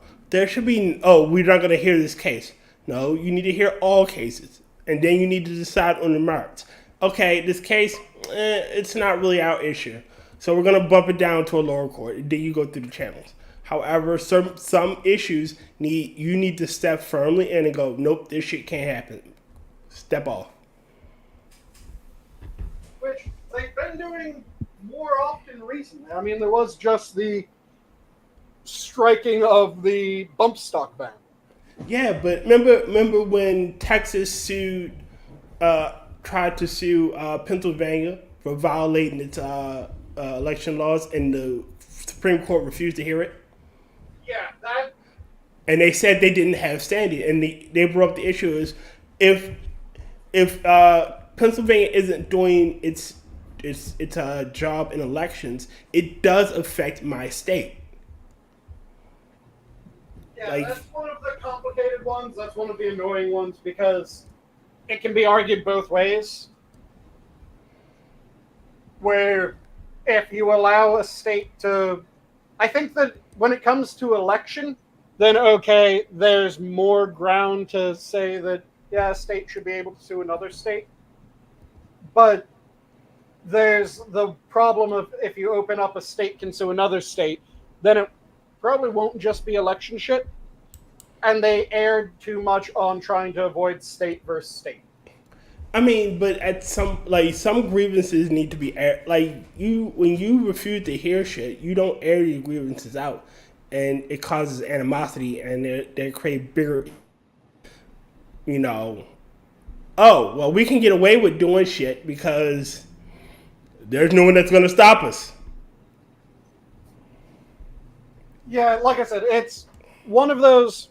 There's a delicate balance that should be struck. I think they erred too far on one side, trying to avoid the other.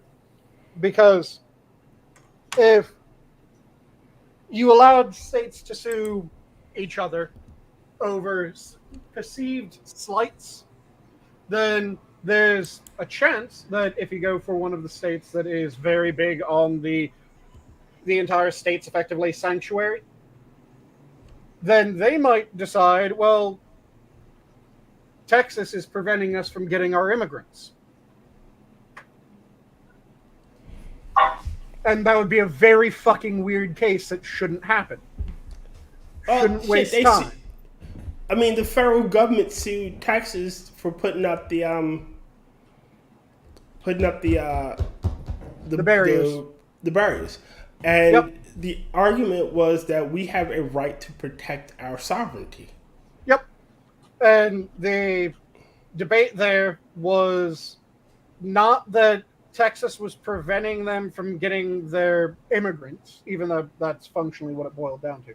The argument was that Texas was taking on federal responsibilities,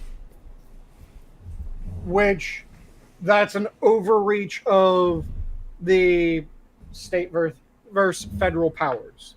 Yes. And that's where the grounds was in that. Like I said, I think that they should have been more lenient to hear about the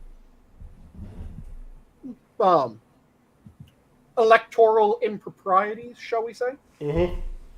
But the way that it worked was they were worried that they would have a bunch of bullshit state versus state cases. That even then, you could always what is the word I'm looking for? You can always say this isn't an issue that can be brought before us. Yeah, however, but the election shit is an issue that could have been brought before us. It should have been handled that way. I would agree, but I'm saying that the reason why they didn't was they didn't want a shit ton of bullshit state versus state claims coming to them. Also, it would have immediately been well, this is clearly the court is getting politically involved. It's a politicization of the court because you're only listening to this because it's a Republican versus a Democrat. And that would have absolutely been the way that it was pushed. And what the Democrats were doing prior to this was they were pulling the same bullshit trick that they did during FDR of soft launching the idea of, well, we'll just expand the courts until we have a court that's willing to work with us. Even then, and it had the predictable result of, just like it did when FDR did it, the court went, okay, we're going to do things to make it obvious that we aren't a politicized court for long enough that we're allowed to then operate in a way that we would otherwise. Which isn't to say that they are otherwise politicized, but they'll act in ways that it is actually functionally politicized for a period of time because it's siding with the side that's threatening to expand the court for just long enough that that side kind of loses some of their ground to say that, well, this court's been politicized, clearly.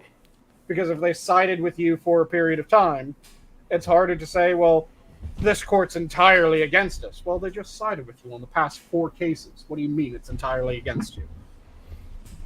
Again, Democrats have no sense of object permanence. They or they don't have a concept of the future, because shit like this is a sword of Damocles. You use it now. It's only you wield it. You have this power, but the moment you lose that sword, it's going to be turned on you. Mm-hmm. Like again, and the Republicans did that when they impeached Bill Clinton for the Monica Lewinsky shit. Mm-hmm. Those floodgates for any little thing to be an impeachable offense.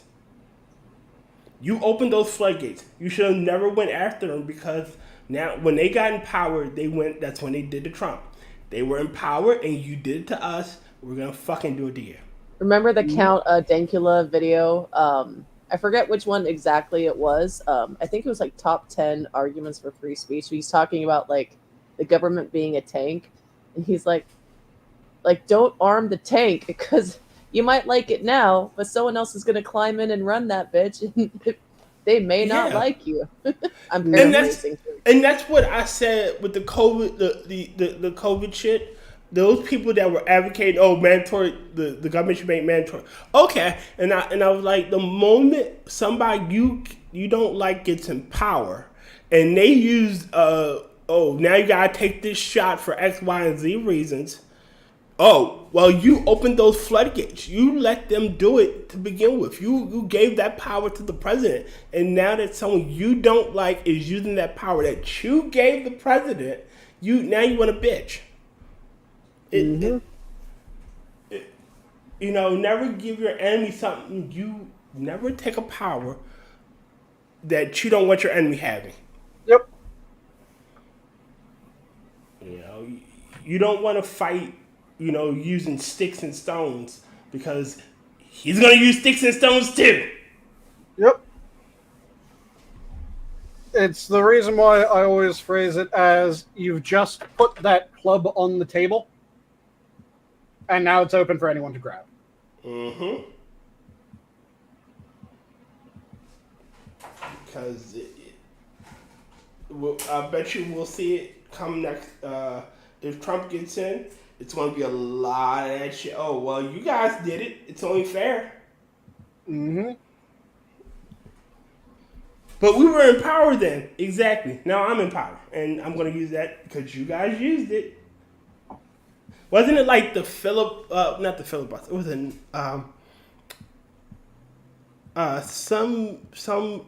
some ability that they claimed they had. About the overturn of the filibuster, that they reduced the number of people that it required? Yes, there it is. Like, originally it required like 2/3. It required 60, and I think it's been reduced to simple majority. Let me double check. Like, when they lowered it for themselves, and like, okay, the moment it's gonna be used against you.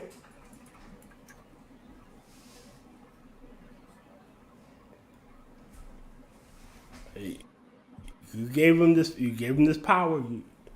You opened the floodgates. So it was originally 2/3, then it was reduced to 3/5. So majority rules. And let me see if it's fallen since. No, I think it's still at the 60. So it was 66, then 60. I mean, that's not a major drop, but it's still a drop. Yep. Like, yeah. It was... Let me quickly double check, make sure that it's not anything else as well.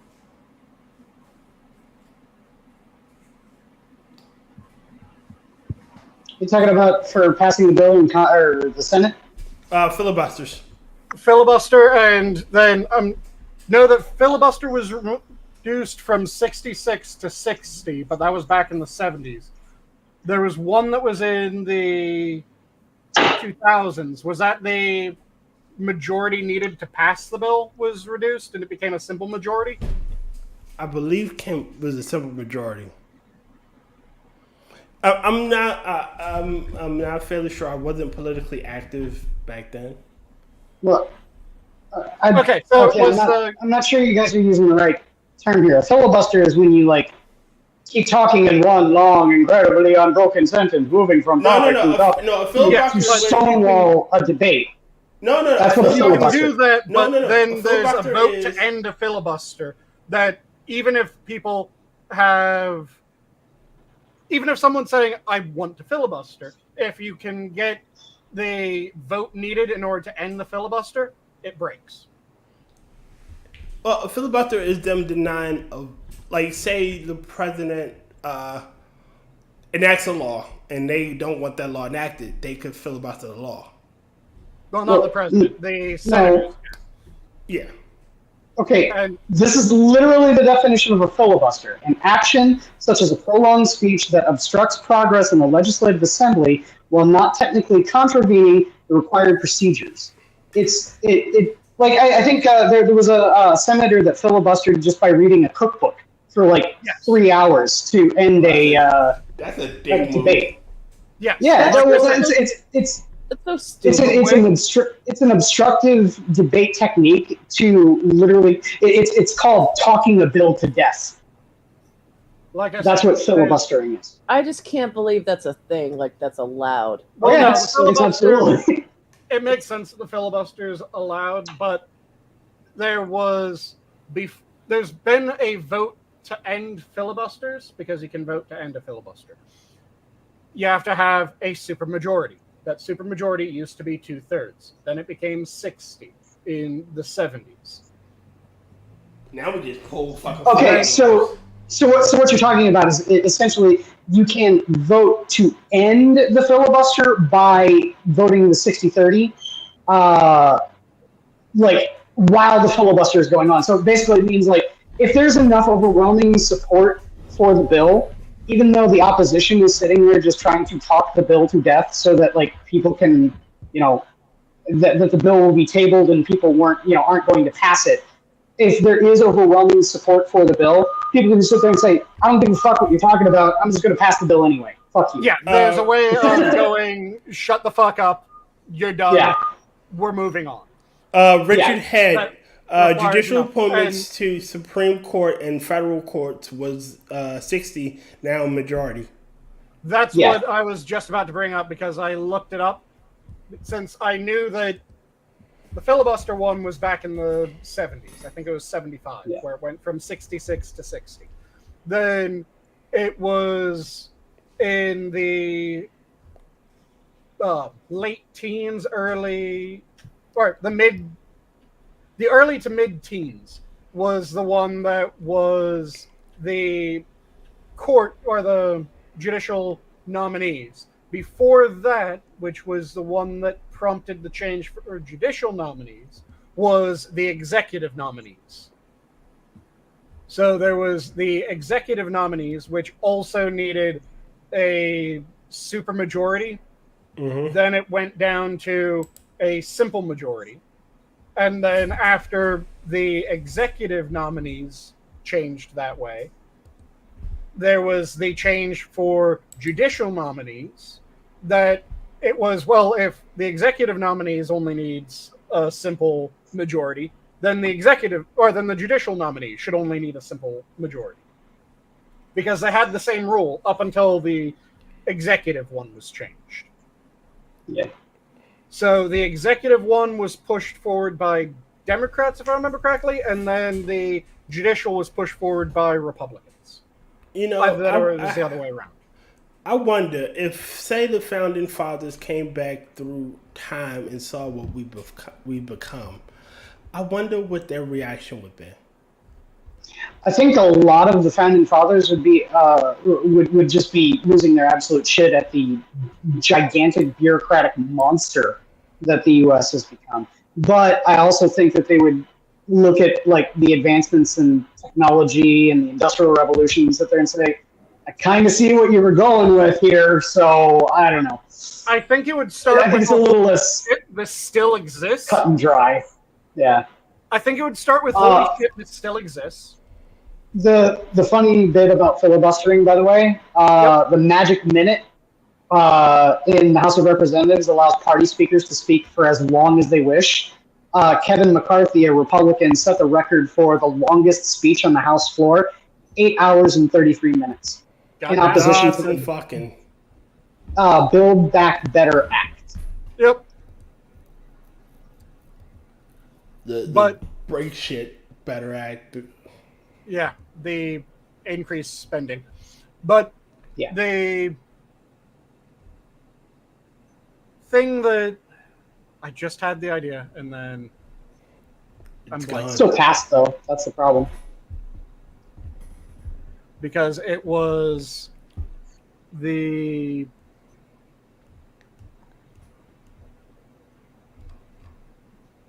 this is going to drive me crazy. Sam was having holes in his memory again. Yeah. It drives me crazy. No one helps. Oh, I think, like I said, that they would start with, holy shit, it's still around. Then they would start going, okay, some of this, I can kind of see what you're doing. Some of this, what the fuck is wrong with you?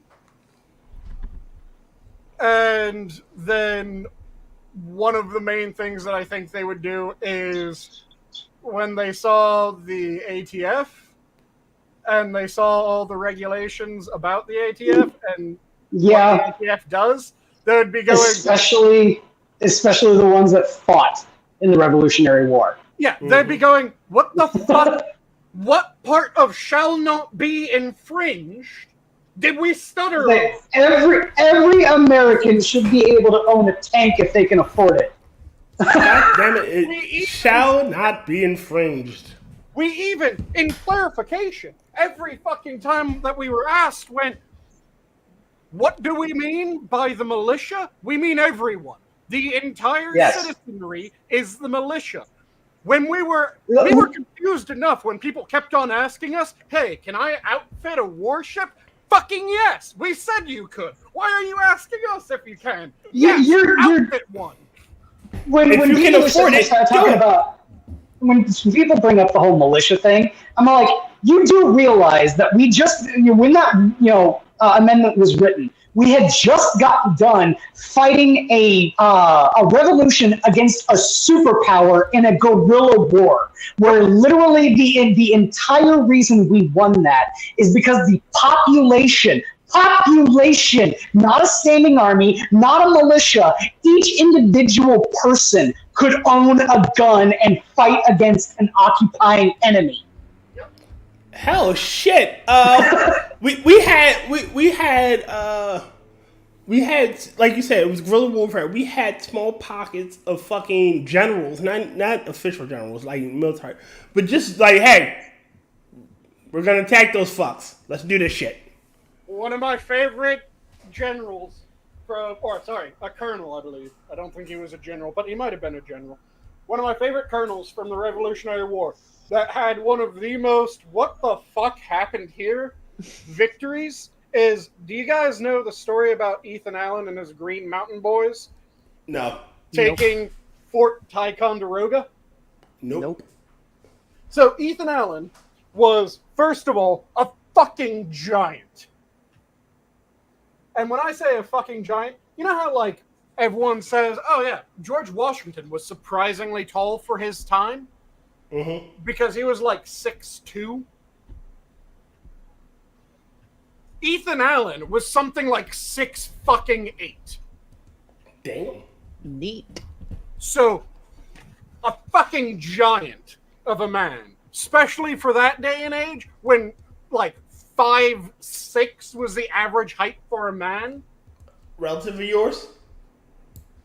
Dude was like 6'8". He was in upstate New York, near where Fort Ticonderoga was. Mm-hmm. A rather heavily defended English fort, because it's not very long after the French Indian, and they had to deal with being a major fort during the French Indian. Okay. So Ethan Allen gathers up all of his men that he wanted, his Green Mountain Boys. And early on in the morning, they creep as close to the fucking fort as they can. They realize that they get to the fucking fort without anyone seeing them. A 6'8" giant somehow crept up on the fucking fort that was well staffed. And he realizes this, goes, holy shit, we're here. Right as they're about to enter the fort, someone finally notices them. They notice Ethan Allen. Ethan Allen pistol whips him. Dawson fucking. Just clubs him down with his pistol. Then calls out as large as he can, "We have you surrounded. Send out your leader for surrender." The leader apparently comes running out, half-dressed, for the surrender. He starts arguing.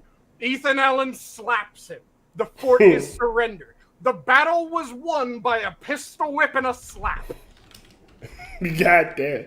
Nobody wants to fight a giant. One of my favorite stories like that is the liberation of that one Japanese concentration camp in the Philippines. Mm-hmm. Oh, is that the one Bad Electrician did a video on? Yeah. That's it. You watch Bad Electrician? Yes, he's awesome. Yeah. Hate Kimmel. Good on you, Gabby. I like Bad Electrician. Bad Electrician. All those guys from the Unsub podcast, I really like them all. Oh yeah, they crack me up, dude. Especially Eli. Eli is the way I've described Eli to a lot of people is he's H3, only he's actually funny. Because he's got like the same sort of like mannerisms, and he talks. You know, his line delivery is very, very similar to Ethan, but like I said, he's actually funny. Excuse me. Marry me. What? You belched and like you didn't do a dainty one. It had to get out, man. Around my part, that's a sign of affection. So you was basically declaring you love me. Marry me. But yeah, it's one of those things that, again, Ethan was funny at one point. Now, part of him being funny was, for a little bit, he was ripping off Sam Hyde, which I find hilarious. Isn't Sam Hyde in trouble? Say again? Isn't Sam Hyde in trouble? Didn't he threaten to kill Hassan? Many times. I don't see how that's a bad thing. I'm not saying that's a bad thing. I'm just like, is that why he's in trouble? Well, he's constantly in trouble because makes fucked up jokes constantly. And he's one of the people that is comedic that makes no qualms about he's not on the left. So he's constantly for the left. Yeah, he constantly has people coming after him, calling him a Nazi, attacking him and everything that he's a part of. I'm still waiting for my SS uniform. Yeah, he had a show for Adult Swim for a little bit. And that's right, and that got canceled. Yep, he lost that because he made comments about being a Democrat. It wasn't even ridiculously extreme at that time, from what I remember. And well, the thing about Sam Hyde is that he's playing Andy Kaufman with actual racist shit. Yeah. But it's not all of his shits that way. He does that with some of it. Like, he does a lot of the... Trying to think of the best way of phrasing it without any chance of YouTube bopping us. He asks a lot of the question. My favorite thing that Sam Hyde ever did was the whole boxing match thing. And then at the end, he's all like, who do you want to call out? Oh, Lordy, you know Hassan Piker! I'm coming to kill you! Oh man, I need that on a soundboard. Oh, you mean in the ring? No! In real life! I know where you live! In real life! In Los Angeles, California! I'm going to wear a coat and wear his dresses! Yeah, that was hilarious, but he is joking with pretty much everything. One of the other things that he did that was fucking hilarious was when iDubbbz tried to have a go at him. And Really? iDubbbz was coming out to film a documentary. It was meant to be an absolute hit piece on Sam Hyde. And Sam Hyde knew this was happening, knew it was going to be a hit piece, so he just played iDubbbz like a fucking fiddle, putting him in the weirdest shit possible, making him question his life, reality, and fucking everything else. That's why I say that, like, the good way to describe Sam Hyde is that he's playing Andy Kaufman, just with a whole bunch of stuff that a lot of people would say is taboo. And is he joking? Is he not? Did Andy Kaufman joke about wrestling women? I mean, where's the line? Is it actually there? Is it not? You don't know. We don't know. He probably doesn't know.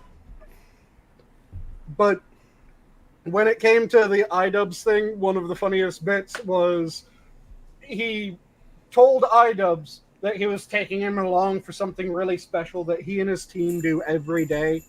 And it's just a really good way of getting in touch with each other and getting ready for the day. So he took him to an underpass in the middle of the city, threw boxing gloves at him, and told him that they're having a boxing match. And then just went at him.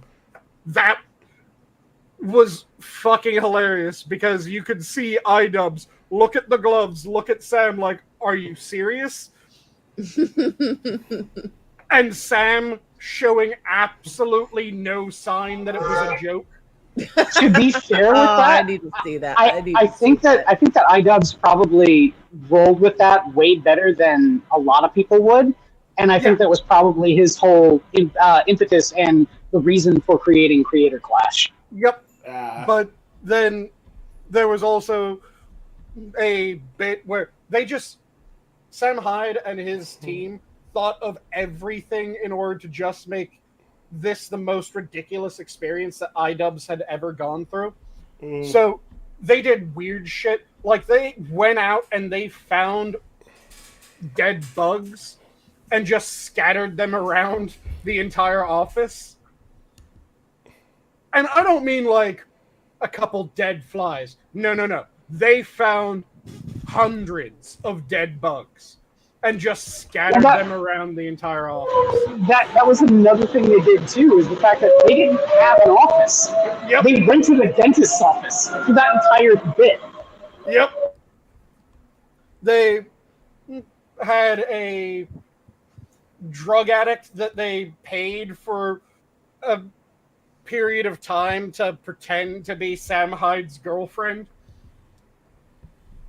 Really? Yeah.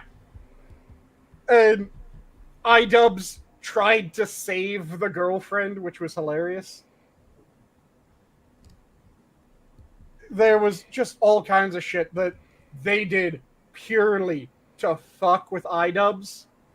And some of it, you kind of got the feeling that iDubbbz was going, okay, this is, haha, you're having a go at me. But there were large chunks of it where you're watching iDubbbz as iDubbbz is going, oh my god, this is happening. This is real. What the fuck? What the fuck? What the fuck? And none of it's real. All of it was just made to fuck with him. It is glorious. And he does a bunch of different types of jokes. I He's mean, also to be fair to iDubbbz for that too, he kind of like at least in that video in particular, I he missed it. changed his mind. we just hear forklift right now. Yeah, that's all I hear. Now you probably hear me, right? Yes, now we can probably hear you a little bit. Barely. Yeah, it was actually the production floor. It was hearing all the mixers and shit. To be fair with that in terms of like iDubbbz, and to give him the most credit as possible, because let's be fair, iDubbbz did at one point have self awareness, and he was funny, and he did all this kind of stuff. So to be as fair as possible, that video he kind of gave Sam the fair shake. I think he started off going there wanting to do a hit piece. He went there with a presupposition, but Sam fucking with him the entire time made him come up with the idea that it is all just an Andy Kaufman-esque prank. And when it was revealed to him, he kind of acknowledges that. And it is. Like, that entire video is just Sam Hyde fucking with him. None of it is real. Yeah, every single aspect was completely manufactured. And it is hilarious because, like I said, they went to an obscene degree just to fuck with this guy.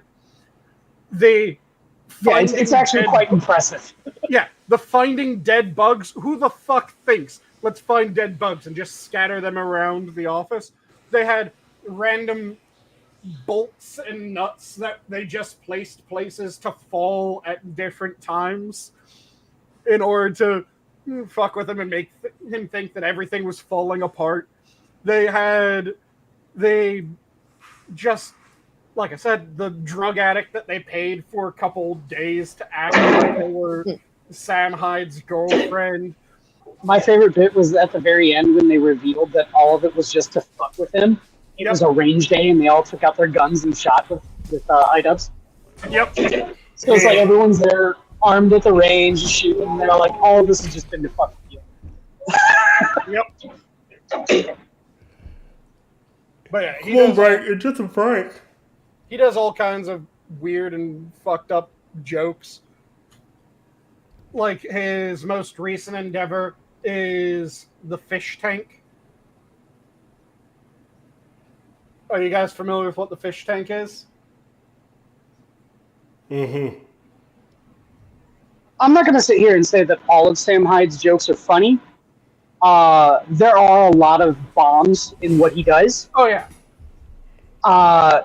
And some of the stuff, he crosses that line a little bit, and you're all like, I don't know about you, dude. But there are some times where he is legit funny.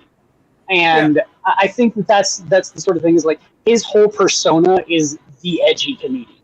Yep, it's the edgy comedian, and the way that I always read a lot of his material is it is functionally you're there for the comedian's first air of the joke, damn near. So when he has the joke that bombs, it's not as damning to me as when you know that this is the polished set, that this is the set that's meant to be filmed, and a comedian bombs.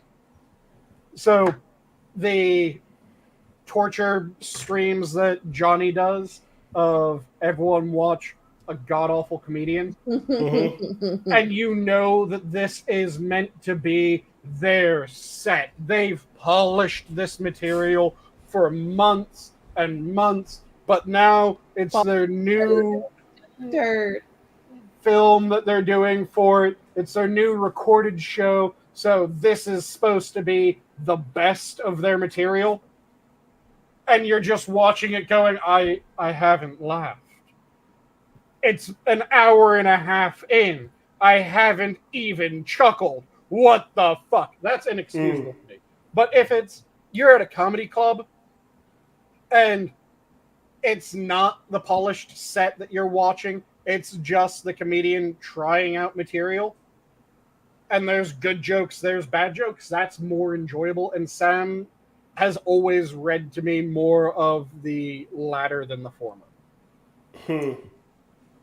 Yeah, that tracks. And he does a lot of weird, surrealist shit like the Tim and Eric-esque stuff, which isn't everyone's cup of tea, so that hits different for different people.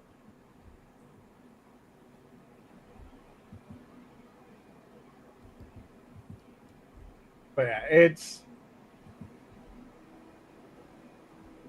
one of those gloriously strange things.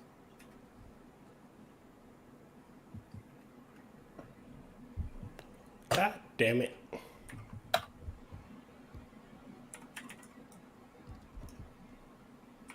Oh, oof. You okay?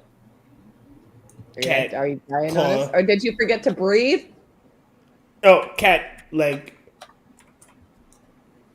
What? She attacked my leg. Oh.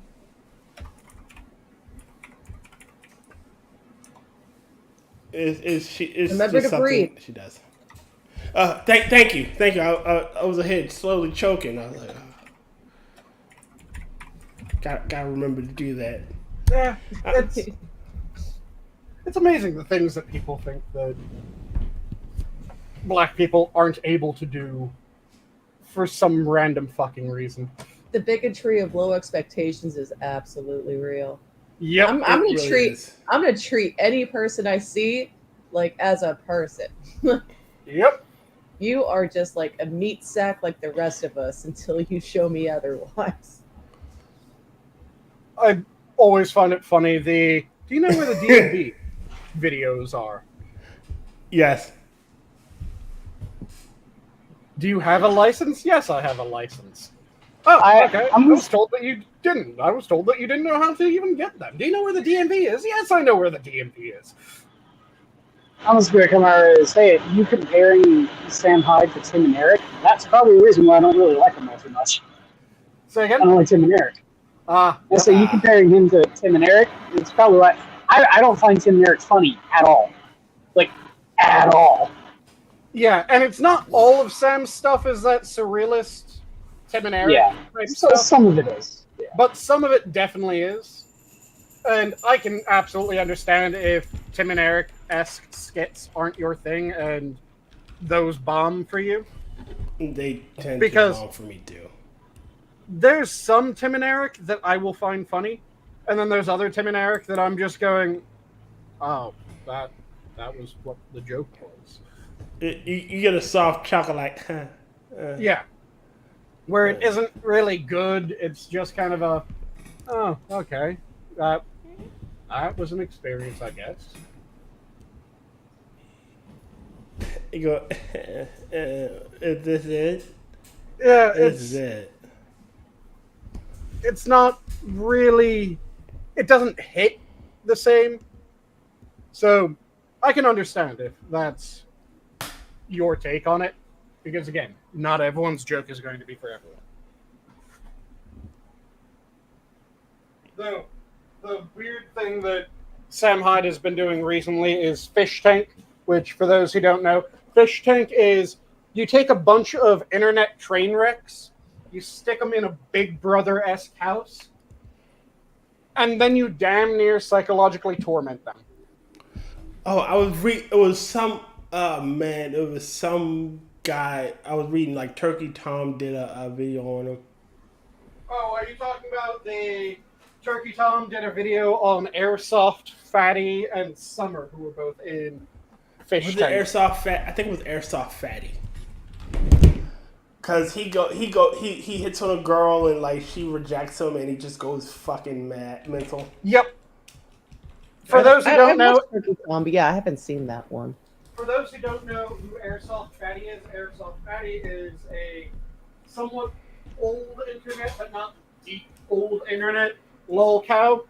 Have you ever seen the picture of if humans were designed to survive crash tests? Yeah. I'll quickly pull up a picture of that because it is a very strange picture, but it is exactly what Airsoft Fatty looks like.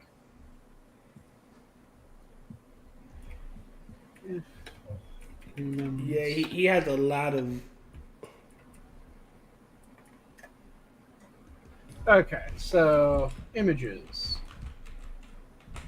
The only difference between Airsoft Fatty and this picture I'm about to show you is this guy is much smaller than Airsoft Fatty. But otherwise, they look about the same. So,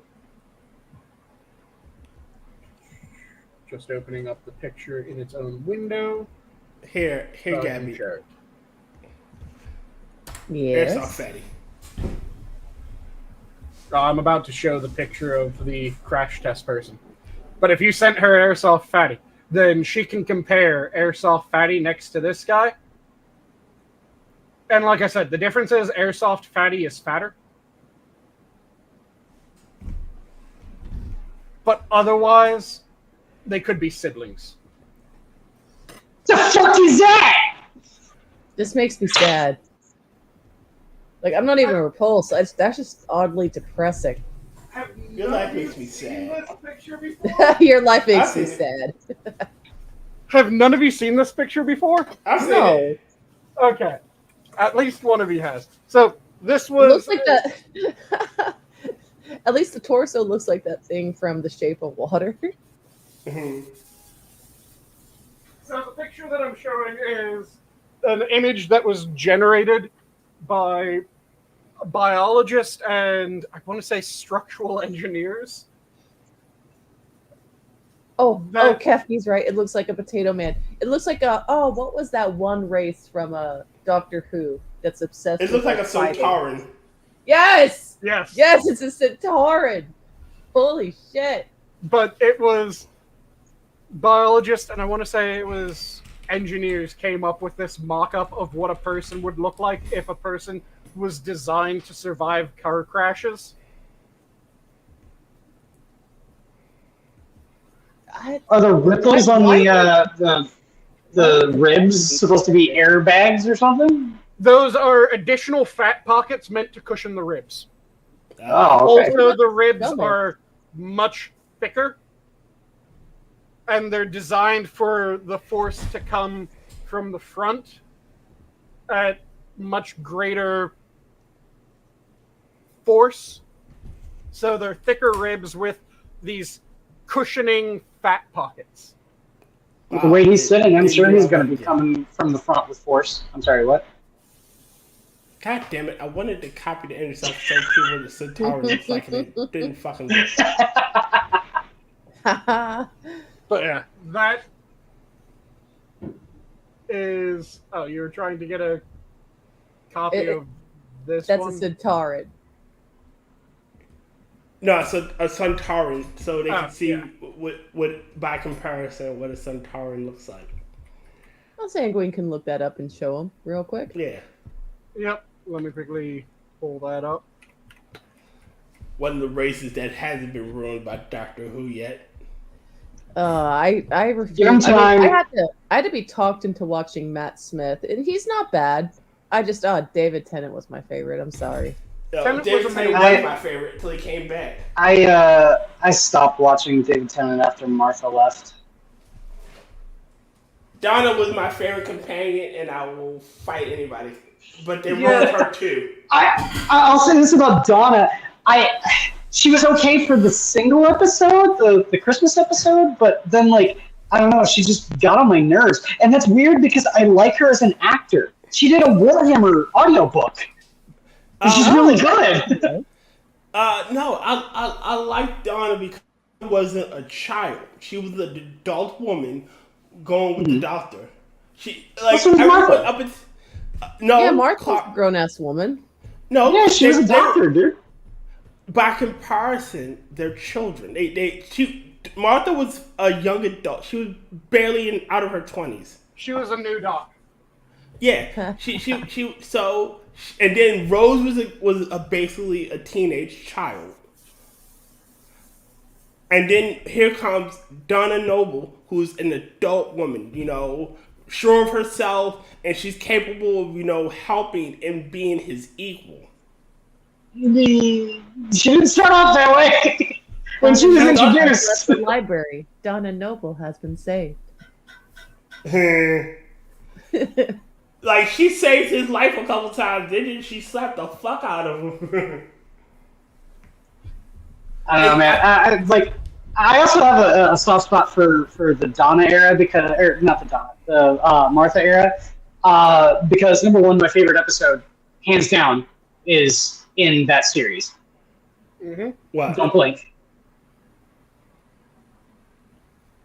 What episode? I'm sorry. I'm a big Rose fan. I'm sorry. Don't blink. I like those. The Weeping Angels. Oh man, Yes. those are Don't so blink. good. I've said before that episode is the best horror story that has ever been made for daytime TV. I don't know. I think I like the Weeping Angels, but they weren't as scary as well, they weren't as scary when you knew what the fuck they were. Well, that's the whole. It's like you can't. Yeah, the suspense at the end there was fucking fantastic. The build up, and especially at the end where when it plays the doctor saying the whole speech and don't look away, don't blink, and it's cutting to all of the different statues in London. That like I said, it's horror done right. Yeah, I don't know what it is. Something about like innocuous like things like statues or like children. When you make them scary and creepy, it's like an extra like ick factor. It's like I think the Family Blood was a good enemy. Like it is the analog horror of Doctor Who. The analog horror episode of Doctor Who was that one. All right, the reason why I did get a little fed up with how often he had to fight the Daleks. It's like, are they dead or not? The reason why I say the Family Blood is probably one of my favorite two-parters is because in the end, when he got pissed at him and he punished them all, like he gave them the how they wanted. He wrapped the father in unbreakable chains. He put the mother into a black hole. He put the sister in the fucking every mirror in all of existence. And then he put the son in suspended animation, put him in the scarecrow, and made him look over the field to protect them. I remember that now. Yeah, that was he never piss off the doctor, dude. The doctor is always really, really good when they write him like to the point because he's like 99.9% of the time he's kind and benevolent and helpful to everyone. And then when you piss him off, it's when shit goes down, and that's always good with a good writer. I will say that. The one time where David Tennant goes mad and he declares himself the Time Lord victorious, and he has to be corrected by I forget Adelaide. Oh man, that was pretty good. Yeah, like I said, I'm really kind of partial to the Martha era. Also, there's a really good novel written in the Martha era where it was written by Dan Abnett. So fuck yeah, Dan Abnett's like one of the best. No, this is a book. Oh, okay. Yeah, it was a book written by Dan Abnett, one of like my favorite authors of all time. Yeah, it's like the premise behind the book is it's when the doctor is at the will of the master, and Martha is leading like the human insurgents against the master. So she's telling these like small anecdotes of her travels with the doctor in between the chapters to try and like keep humanity going. That was one of my favorite episodes as well. Oh yeah. That episode or that two-parter, because it was a two-parter. With the master, yeah. Yep. Yeah, so like I said, the Martha era is hands down my favorite. It has my favorite Doctor content in it. In the entirety of Doctor Who is contained within that. Again, I really like the Martha era, and that's what Tyr and I have talked about Doctor Who a few times now. But I've always said it's one of the things that really annoys me that it seems to be controversial if you like the Martha era, because there's a lot of people that will love the Rose era. There's a lot I never liked Rose. All right, this is what I hated about Rose and I hate about Martha. They were in love with the doctor. Well, Rose definitely. Rose absolutely. Martha was totally in love with the doctor. She had to leave because he didn't love her. Yeah. Well, that's part of it, but I also think it's the fact that she came to the realization that her feelings for him were developing into that sort of thing, and then she wanted to break things off to pursue her own. The way she realized that she was in love with the doctor, and he didn't love her.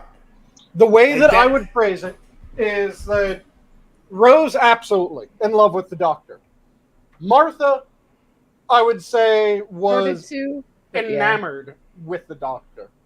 Yeah. And then Donna was the friend of the doctor. Cannibalistic wizard, I will fight you. Sorry, I like What did he Rose. say? Said Rose. I think it's funny that we've got three completely different opinions here. You got Sanguine and I are on the Martha side, and you got Gabby that's Rose, and you got Tyr that's Donna. All right, wait a minute. I can end this debate right now. Martha says Martha and Donna. No, Martha says when she leaves the doctor that she can't be with him because it's like her mate chased after this guy forever and didn't get him, and it broke her. She's leaving now before that happens. When she left, she was in love with him, and she knew that he didn't love her back. That's why she left. And then when she came back and for Daughter of the Doctor, she had complete hey, what up? Didn't Martha get married in the show? Yeah, she married Rory. See, this is why I do think that she was falling for him, but I would say that it was enamored rather than completely in love. But she was worried that it was going to go that way.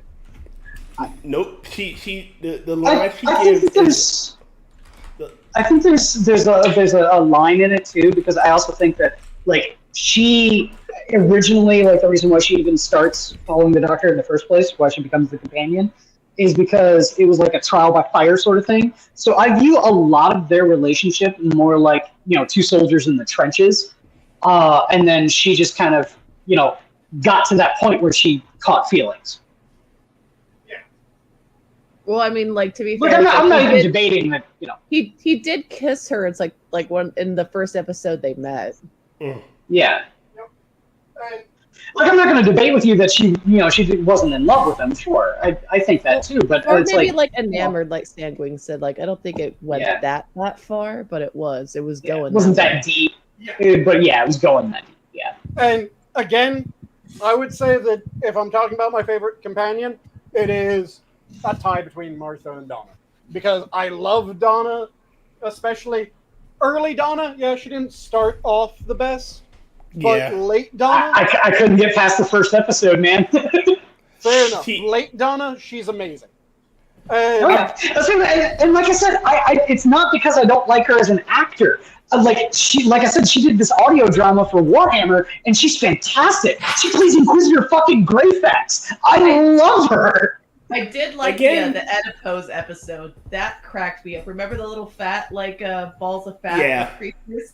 That made me laugh. Remember when they were signing to each other through the window and the bad guys were are we interrupting?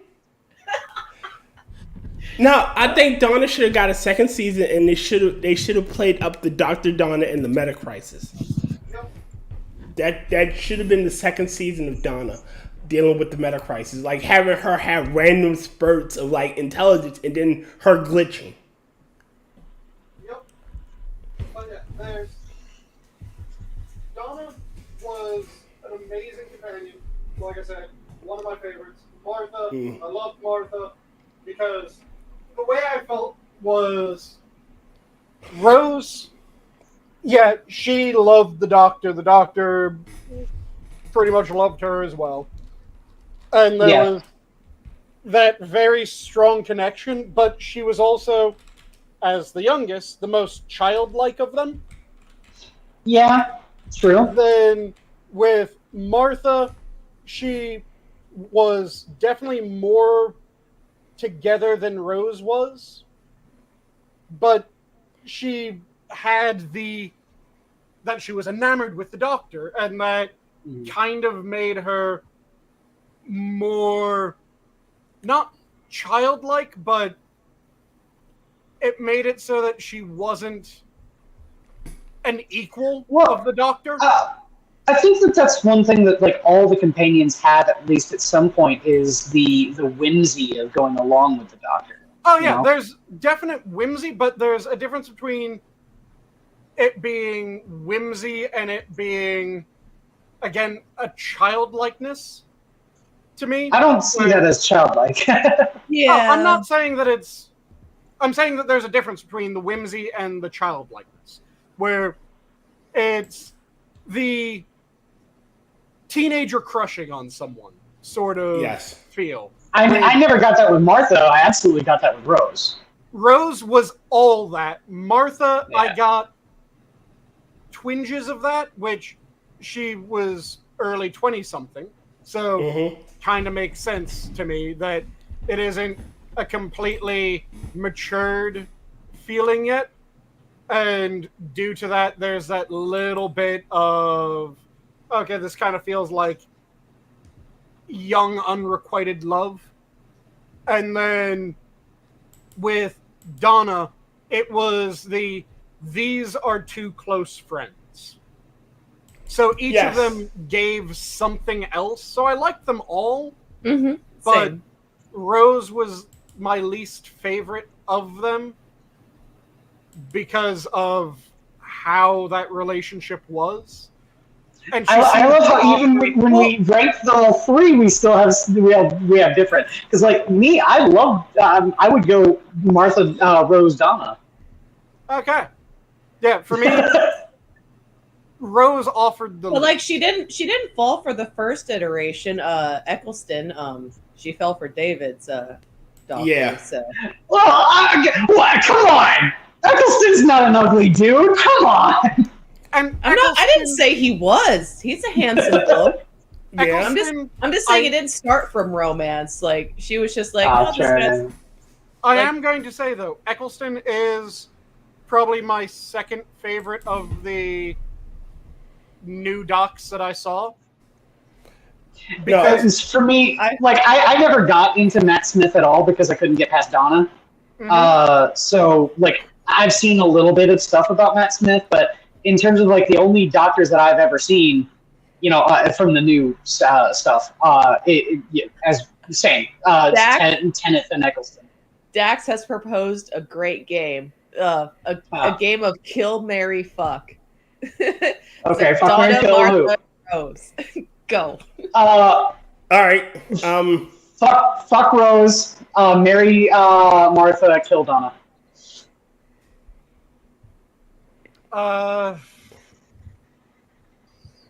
The thing is, I don't really find Rose all that attractive, but I don't want to. She's hot as heck. Take that back. Yeah, I think she's pretty hot. Penny Dreadful? The woman never ages. I want her genetics. It's just something about her face doesn't quite fit for me. She's not like unattractive. Don't like the pouty lips. It's something about how the nose and the mouth relate to each other. What? I watched the show when I was young. I really wanted to grow up and like be Rose. Like, I think she's beautiful. Like I said, there's just something about how the nose and mouth relate to each other that is off-putting to me. I can understand it. So, are you killing Rose in this game? So, it would probably be. Now I'm torn because marrying Martha, I'm married to a doctor. That's a pretty good deal. Also, she's attractive. That's a good deal. Donna is very companionable, so a long-term thing with with Donna seems fairly nice. Yes. Rose is definitely the one that's dying. Marry Donna, fuck Martha, kill Rose. Yeah, I think I have a thing for redheads. It's the power of the redhead. That's probably the way I'm going. And Rose is a redhead in Penny Dreadful, I think. Yeah, but she's not a redhead in Doctor Who. She's a blonde. And Catherine Tate's in redhead, and redhead's getting my goat. Okay, and pulling up an image, I know what it is that I find so strange. First off, it's that her resting mouth is like 1.5 times the size of her nose. ¿Por qué? Here, let me pull up this image in a side window, and then I'll show it. Because it's There we go. All right. a strange thing. I admit that. It is absolutely strange. But it's something that just visually makes me go, this seems wrong. So, have you guys seen the one Comic Relief video? The show is Comic Relief, where it's David Tennant is an English teacher, and Catherine Tate, the actress that plays Donna, is one of his students, and like the entire thing is just her trying to get under David Tennant's skin, and it's a whole it's a long setup for a Doctor Who reference. Mm-hmm. Yeah, I'll put it in the side chat, and I'll put it in the Minions server as well. There's also the joke from a Graham Norton interview of Billy Piper and David Tennant, of David Tennant's on stage or on screen, sorry, behind screen name that everyone called him. Do any of you happen to know which one that was?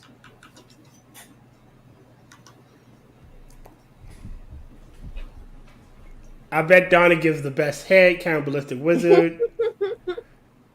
Johnny Blaze. If she can, I don't know who she can these girls shut up for a single fucking second, then yeah, maybe. That's how you shut her up. That's how you shut her up. Wait a minute. That Dax Orion. That's okay. I only know the one by name. I watched only some of Who stuff thanks to Gabby. But yeah, if you look at the screen, I'm sharing the picture of Rose. Mm-hmm. Her mouth is like 1.5 times, if not 2 times, as wide across as her nose is. Most people's mouths are like that. Yeah. Her face reminds me of a mouse for some odd reason. And that was the other thing. It's the teeth as well.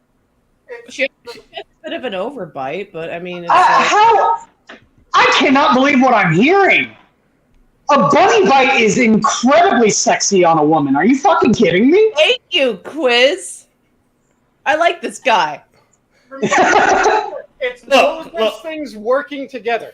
It's a very she's a blonde. I can't get down with blondes. She can dye her hair. It's a you know what? Gentlemen prefer blondes. If the carpet don't match the drapes, I don't want to fucking look at the drapes. You're assuming there's carpet. It has to be carpet there. I like my burger with a little fur on it. Okay. Yeah, me too. But still, a bald pussy is bad. Also, by the way, the nickname. Yeah, bald pussy sucks.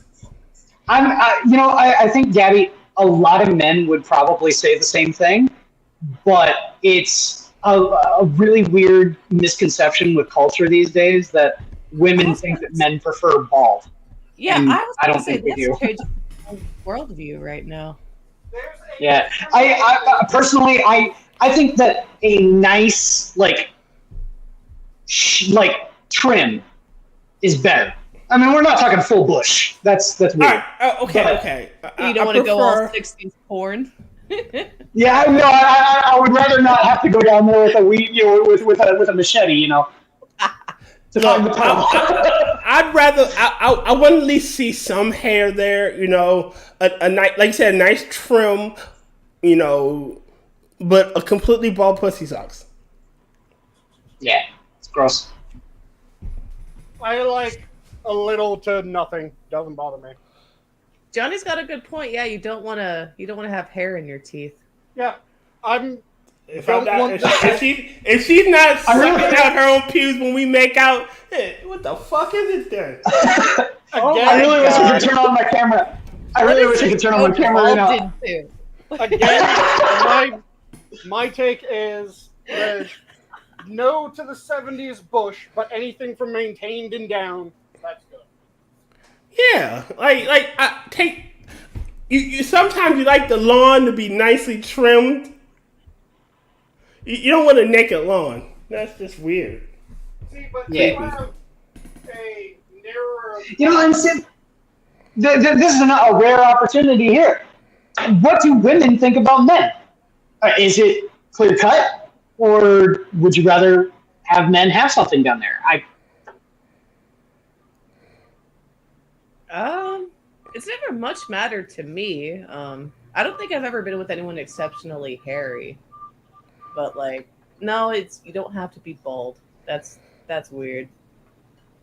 But also what I'm working on doesn't have hair on it. I mean, that's true too. Well, as long as it doesn't look like you're smuggling Weird Al, you're good. Yes.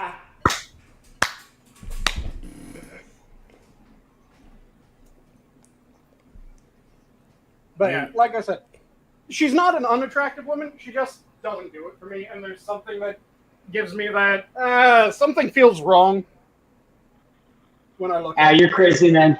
You're crazy. I think it's just preference. Yeah. Different strokes, different folks.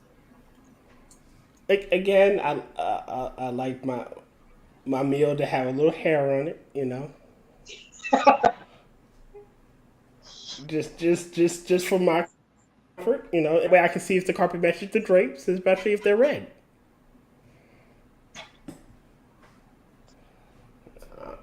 Just me. I need to verify. What if they dye it? Can you dye it? I'm sure some people have tried that. Yeah. It's safer than dyeing your actual head hair. It's really? I'd imagine the chemicals. Absolutely. I don't want the chemicals burning my hoo-ha. Don't point the lick. I say the scalp is more sensitive, believe it or not. Kefki, don't hit the lip. The lip didn't do anything wrong. I'm just saying. Ouch. Liches have feelings too. What have we devolved to? What is this journey? Lich lives unlives matter. Johnny's gonna come back and be like, "What did you do? Why are we talking about this?" Does it blue, I'm interested. Vish well. You got no skin. See, I was expecting someone to say that they've seen rainbow pubes or some shit. Oh, I'm sure someone's. I wouldn't be surprised if that has happened. Yeah. Yes, exactly. Look, Richard Head gets it perfectly. Redheads can be crazier than the norms, and yes, I come from a family of insane people, and I don't feel like a normal woman could take care of me. I need someone insane. Is this a bad time to mention I'm a redhead? Have you seen the? Gabby, marry me. You already burped in his ear. You already proposed by belching in my presence. Just say yes. You can become an American citizen. I'm already an American citizen. What the shit? Oh, fine. You can come to Maryland. We can live in sin. Come on, Gabby. It's okay. I'm inching away slowly. Don't run, Gabby. I'll find you. I'm not running. I don't want to spook the predator. I'm slowly inching away. I can see you. Like, my vision isn't based off movement, Gabby. I can see you. You're not a T-Rex? Gosh darn it. I'm a lick. There's a difference. See, that was a deal breaker. You just fucked up, Tier. If you were a T-Rex, should be all over you, just like the Godzilla fuckers. Yep. Yep. God damn it! You guys are constantly making me me reference memes. I've got a meme of a Tyrannosaurus that's like behind another Tyrannosaurus, and it totally looks like they're fucking. And the one of them says, "Pull my hair," and then the other one's literally trying to reach out with his like little tiny sucker. Like, bitch, I'm trying. Wait. I have that same meme on my phone. So do I. And I've also got another one. I'm gonna find it now. I'll post it in stream time and tag it here. It's this one of these guys talking about like, I'm a psychosexual. That means I'm looking for the crazy bitches. Wait a minute. Kefki, I'm artificially a redhead, but got Cherokee hair naturally, so that means I'm not crazy. Huzzah! And then Richard says tear. So I don't isn't. You have to translate that to English. So, she is not Bob Beer crazy or Feed the Ducks crazy. Do you not know? Do you not know Bob Beer? No. Bob Beer Kurva. Who? It's a video of a dude with a beaver swinging in it. Well, no, it's actually a marmot, but he's calling it a beaver. And he's like swinging it around. And he's like, "Bobby Kurwa," which is like Polish for beaver. Holy fuck, it's a beaver! Oh. Look, all right. These are my preferences: redhead, chubby, goth. Well, the big titty goth girls are extinct, man. We killed their habitat by getting rid of the American Mall. Like again, they're still around. Again, it's like hunting mammoths. They're still around. We just gotta find them. And again, if they're all three, I'm happy. Those are my preferences. I refuse to change. Ron Corbs here. I like redheads and brunettes more than blondes, but Latinas, black women, and Asian women are brunette more often. Hey, man, look, I think Gabby nailed it down. Just so long as her tummy isn't as big as or bigger than her titties. Oh yeah, I'm freckles. okay with that. Freckles are cute. I love a chick with freckles. I ain't picky.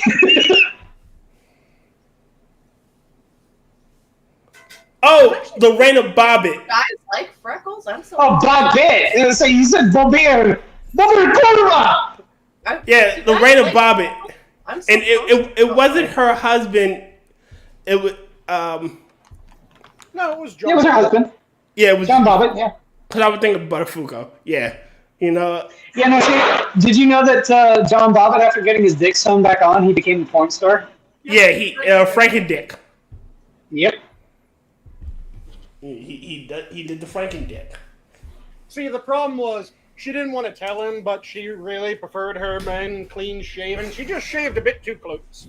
Shave against the grain, not with the grain. Against. That's how you get like razor burn, though. Yeah. Yep. Well, I mean, you got to do aftercare too. It's like you can. True. Pretty easily. But you ain't gonna cut the dick off.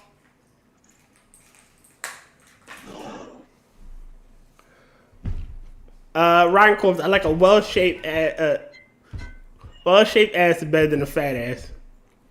Yes. I said chubby. I didn't say fat. Chubby. A little bit more cushion for the pushing. Exactly. Skinny girls can't do shit. Me. Yeah, I'm okay with it. See, I like tomboys.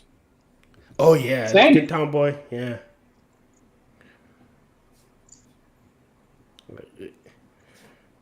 Yeah. It helps the fact that all of my hobbies are not just Warhammer and art. I like going out to the going camping, going, shooting guns and shit. Oh, he meant in general. Yeah. I'm a breast man myself, riding, so that's not where I'm looking. Everyone likes a good posterior, and everyone loves boobs too. But it's like it's better to have small titties and a nice ass than like no ass and big titties. Look, Yes. tits will save the planet. Like, I believe in my heart of hearts that a nice pair of tits will save the planet. Like, it will unite all the men around the world in harmony toward those beautiful boots. I don't know, man. I kind of agree with Gabby, man. You know, you got to have a good balance. Otherwise, you get too top heavy and you just topple over. And not to mention, if you ever get breast cancer, it's like way easier to get fat and like make new titties and like make it. It's all about proportionality to me. You know, I only just recently learned that butt implants are a thing. Yep. Oh, I forgot. I found out about it in a fucked up way too. That's part of the thing that was hilarious about the rap beef between Drake and Kendrick. Kendrick let it out. Kevin Lamar. Say again? Kevin Lamar. I said Kendrick. Kevin. Kendrick. Kevin. Kendrick. On purpose. But, yeah.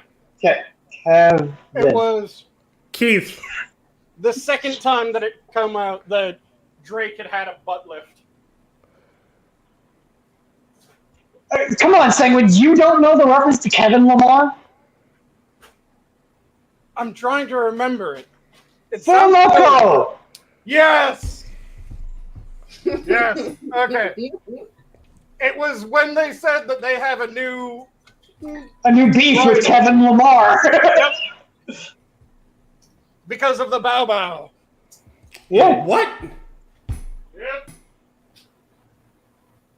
Yeah, Kefki butt implants. It's a real thing. And I found out about it in a really fucked up way, too. You didn't know about Brazilian butt lifts? No, I found out about it because of a crime scene photo. Let's put it that way. It was pretty horrifying. Yeah. Was it cut out or did it pop? Did it pop? They can pop. Okay. Yeah. Hold on. Not this one, believe it or not. What it was a crime scene photo of a murder. A woman got thrown out of, like, I think a 50-story building in Malaysia. Oh, and the one where it popped out? It was shot out? Yeah, she hit the pavement and it popped out of her hip. Yep. Oof. Yeah, It was horrifying. Because there's that one, there's the one where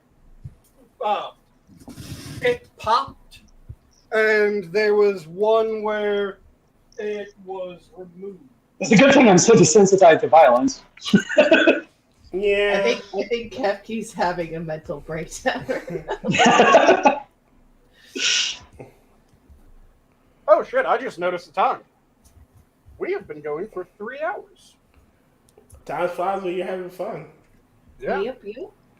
Yeah, talking about crime scene photos. Yep. Crime scene photo. Trimmed, clean, or bush. Which of our anything's better than 70s which bush. Doctor Who's are the best? Which Doctor Who's have the 70s bush?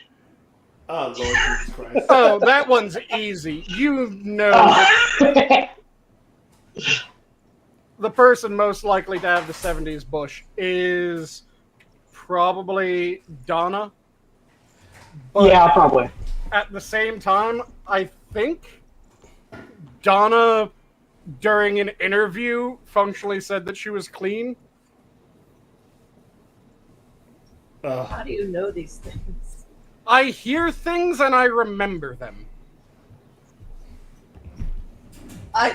LED implants, that would be... I guess that could be kind of fun, having, like... Oh, you guys haven't seen the cyborg? Yeah, those actually happen. Glow-in-the-dark kits.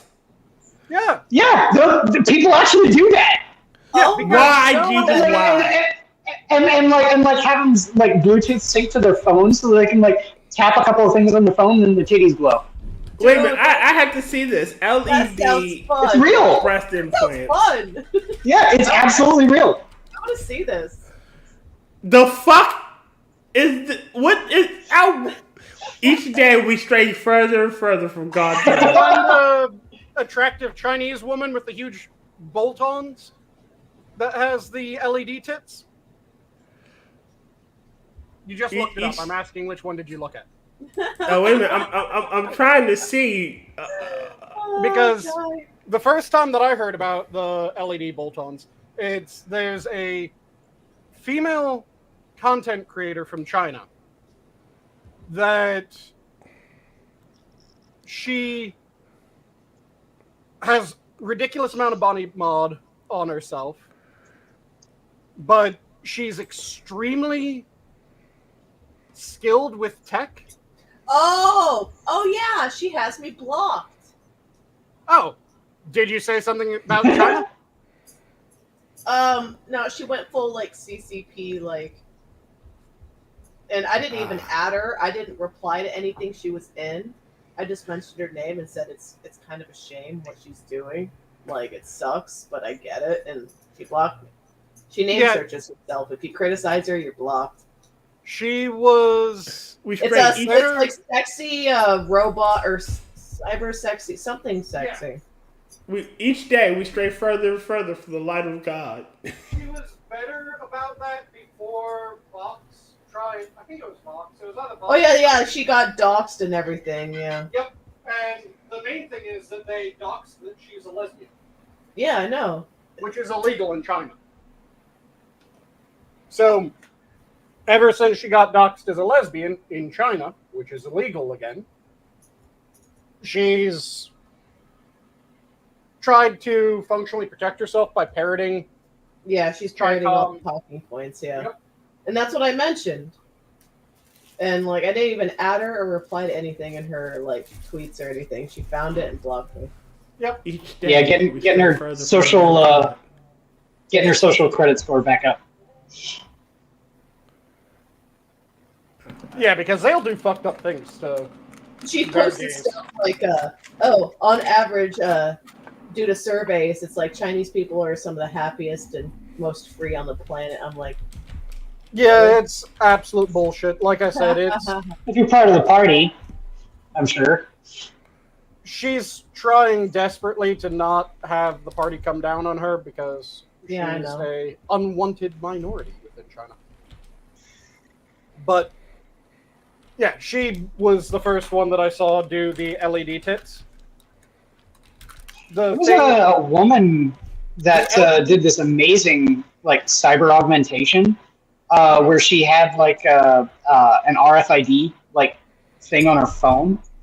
And then what she did is she, like, completely, mind you, this is, like, she's a complete amateur here. She's not a doctor. She's not an engineer. But she attached a RFID, like, switch, like, subdermally. She, like, you know, there has to be some sort of, like, masochism here. She cut open her finger and then jammed this RFID switch, like, down inside of her skin, like, under her skin. And then sewed it back up, and apparently it works on her body's like electrical fields. Like it powers the RFID enough for it to actually work on her phone. Cap, wait, hold on, really quickly. Sorry, I'm reading with Kefki. I said in the first from God's Life, Kefki goes, she had the light of tits instead, tier. Yeah, but when I'm sucking her nipples, I don't want to get blinded. Well, the thing is that the way that it works is the LED isn't in the tit, but it's an LED is held to the underside of the tit because the skin of the tit is just thin enough that with the silicone beneath it, the light is able to get through the skin, then it diffuses in the silicone, causing the entire tit to glow in the color that you have. Fake tit sucks. It's the same sort of principle you have about having an incredibly bright flashlight and then putting it into the palm of your hand and turning it on and being able to see through your hand. Yep. Yeah. See, the problem is that I don't want to be in bed, snuggled up against him, and accidentally turn on a night light. It's not a night light. It'd be more like high beams. I don't want to turn on the high beam. No, Kefki, I don't want to be blinded by the light. Blinded by the light. The light. I don't want to be What blinded. is the next okay? line? Everyone gets it Wrapped wrong. up What's like the a next deuce, line? another running in the night. So everyone says wrapped up like a douche, but it's wrapped up like a deuce. No, it's not. It's revved up like a deuce. Yeah. No, revved up. Yeah. Revved up like a deuce. Because Another what is run in a the deuce? night. What is a deuce? Another run in. It's a car. Wrapped up like a douche. It's an engine. yeah, it's a car. Yep. And then runner is a term for someone doing street racing. Yes. So, revved up like a deuce. Another runner. Also, I've heard some people say another roller. Both of those are synonymous, or they're synonymous to each other. So, that doesn't really change the meaning. But she literally got headlights though, too. No, I don't want headlights. I want when I'm snuggled up against her at night. I don't want to accidentally, lean against her chest and I get blinded in the face by a light while I'm trying to nap. LEDs are in her bra. Just take off her top before you go to sleep. Yeah. I'm gonna do that anyway. So then, why are you worried Then about what's the being blinded? problem? God damn it! Just want a peaceful night's sleep. I don't want headlights. You know what? After that failure of thought, breathe. Thank you. I totally forgot. That's why you had that failure of logic there. You haven't been breathing for a bit. You were starting to get hypoxic. You need oxygen, bro. See, this is why I gotta get me a manual breathing. this is why I gotta get me a white woman that way she can remind me to breathe. She wrote, baby, wake up, huh? Breathe. Okay. See, what they need to do is they need to make it so that the ceiling bird chirps at the same rhythm that you should be breathing. You know what I think is really funny about the whole actual warning system? They'd have changed the batteries by now.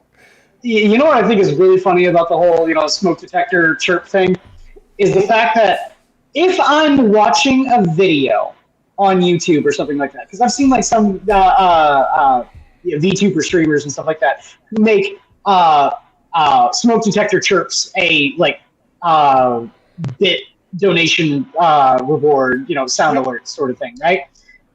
Fillion's done it, a couple of other people have done it. That's hilarious. But the thing about it is, even if I'm watching those videos with my headphones, okay? If my dog is in the presence of even my headphones, he gets disturbed by that sound. Even dogs don't like the ceiling. See, dogs don't like ceiling birds because they can't catch them. Yeah, that's true. I just think it's funny. So every now and then I'll hear someone we're doing and then Jake will just pop up and just run the fuck away. Fucking ceiling bird. Johnny already has the ceiling bird sound on his soundboard. He throws it at me every now and again. Every so often I gotta look up in the sky like, ceiling bird? Oh, I'm good. The strange thing is he does that when outside as well. Well, you got problems if it's following you outside. Look, leave the ceiling bird population alone. They are synonymous with black people. He gets excited. There's a ceiling bird in the wild. I don't want to culturally. It hasn't found its nest yet. My favorite bit is in the very first video of Angry Cops with This Old Crack House. Yep. Is the fact that there was the ceiling bird that's going off like the whole video. He takes one down, takes out the battery, and another one is still beeping. Yep. He's like, what the fuck? I turned you off!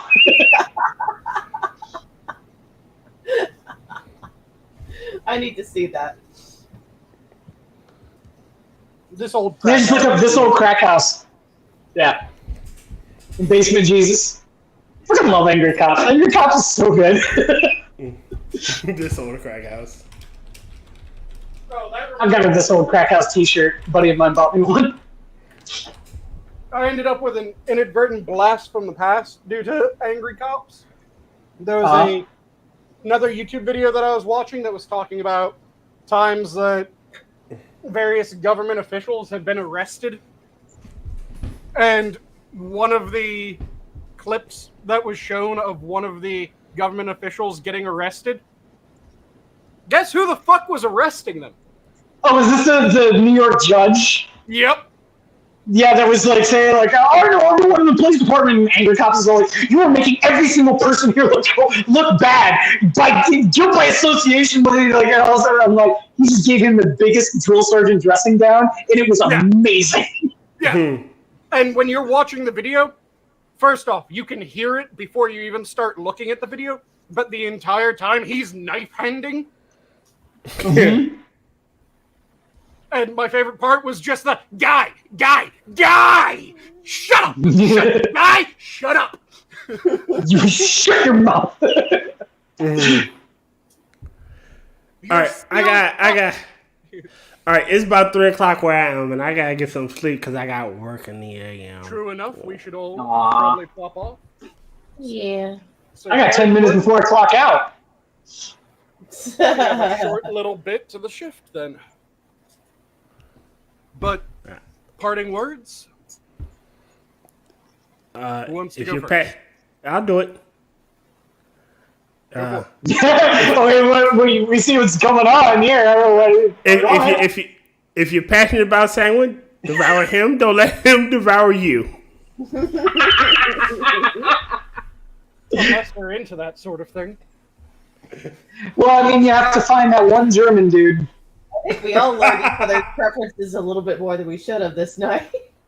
The difference is that I know how to cook. Was that the deciding factor about why he got put in prison or not? It should be. He cut off the dude's dick and then burnt it. Fuck? It was inedible. Do you not know about this? I No. have made the worst mental TLDR? Yeah. Dude signed up to, solicited legal consented cannibalism. Oh, fucking... Count Acula Count Yep, Acula he did a video about on that. Yeah, he burnt the dick so bad the dog wouldn't eat it. Ew. Wait. Just imagine how gunshot. fucking insulting that shit is. I hate, each day I hear shit and I realize humanity should be wiped out. We don't. I think the cockroaches should take over and yeah. Well, what about the bug fuckers? I mean, they'll survive. Whitney, Wisconsin. Well, no, she dog fucks. And we were talking about the bug fucker, you know? That one Vice guy that was talking about how he likes to smoke worms into his dick hole. Oh, Come on, there's no way that you haven't seen... I heard You haven't seen that Kirscher video. Each day, we stray further from the light of God, and we descend into the depths of hell. I still find it hilarious. That's when they're when when. I think this Let's is go. not as bad. And Kirscher was going, what? How the fuck is this not as bad? No, well, okay, no, wait. Hold on. Pippa was against it from the start. It was Kirscher that was saying that it wasn't as bad. Yeah, they were saying, well, if you're going to kill the bugs anyway, who cares if you smoke them into, or no. Who cares if you fuck the bugs before then? And then she got to the part where he smoked the worms into his dick hole, and then she was all like, okay, no, that guy's raping the worms. Yep. I'm not hungry anymore. They're Blame words, Vice. but they refuse to come out. Blame Vice. Yep. So which of you wants to go next for your parting words? Don't put worms in your urethra. Wise words. Sound advice. Inquisitor? Don't smoke worms in your dick hole. Sound advice. Repeating each other, I see how it is. And I'll leave off with a different one that I don't think I've done yet. No soul gets as many chances to be brave as the coward, but the more times these chances are seized, the harder they are to find. And with that, have a good night all. The zoo is closed. Bye. Bye. And now I click this, and it takes a couple seconds, but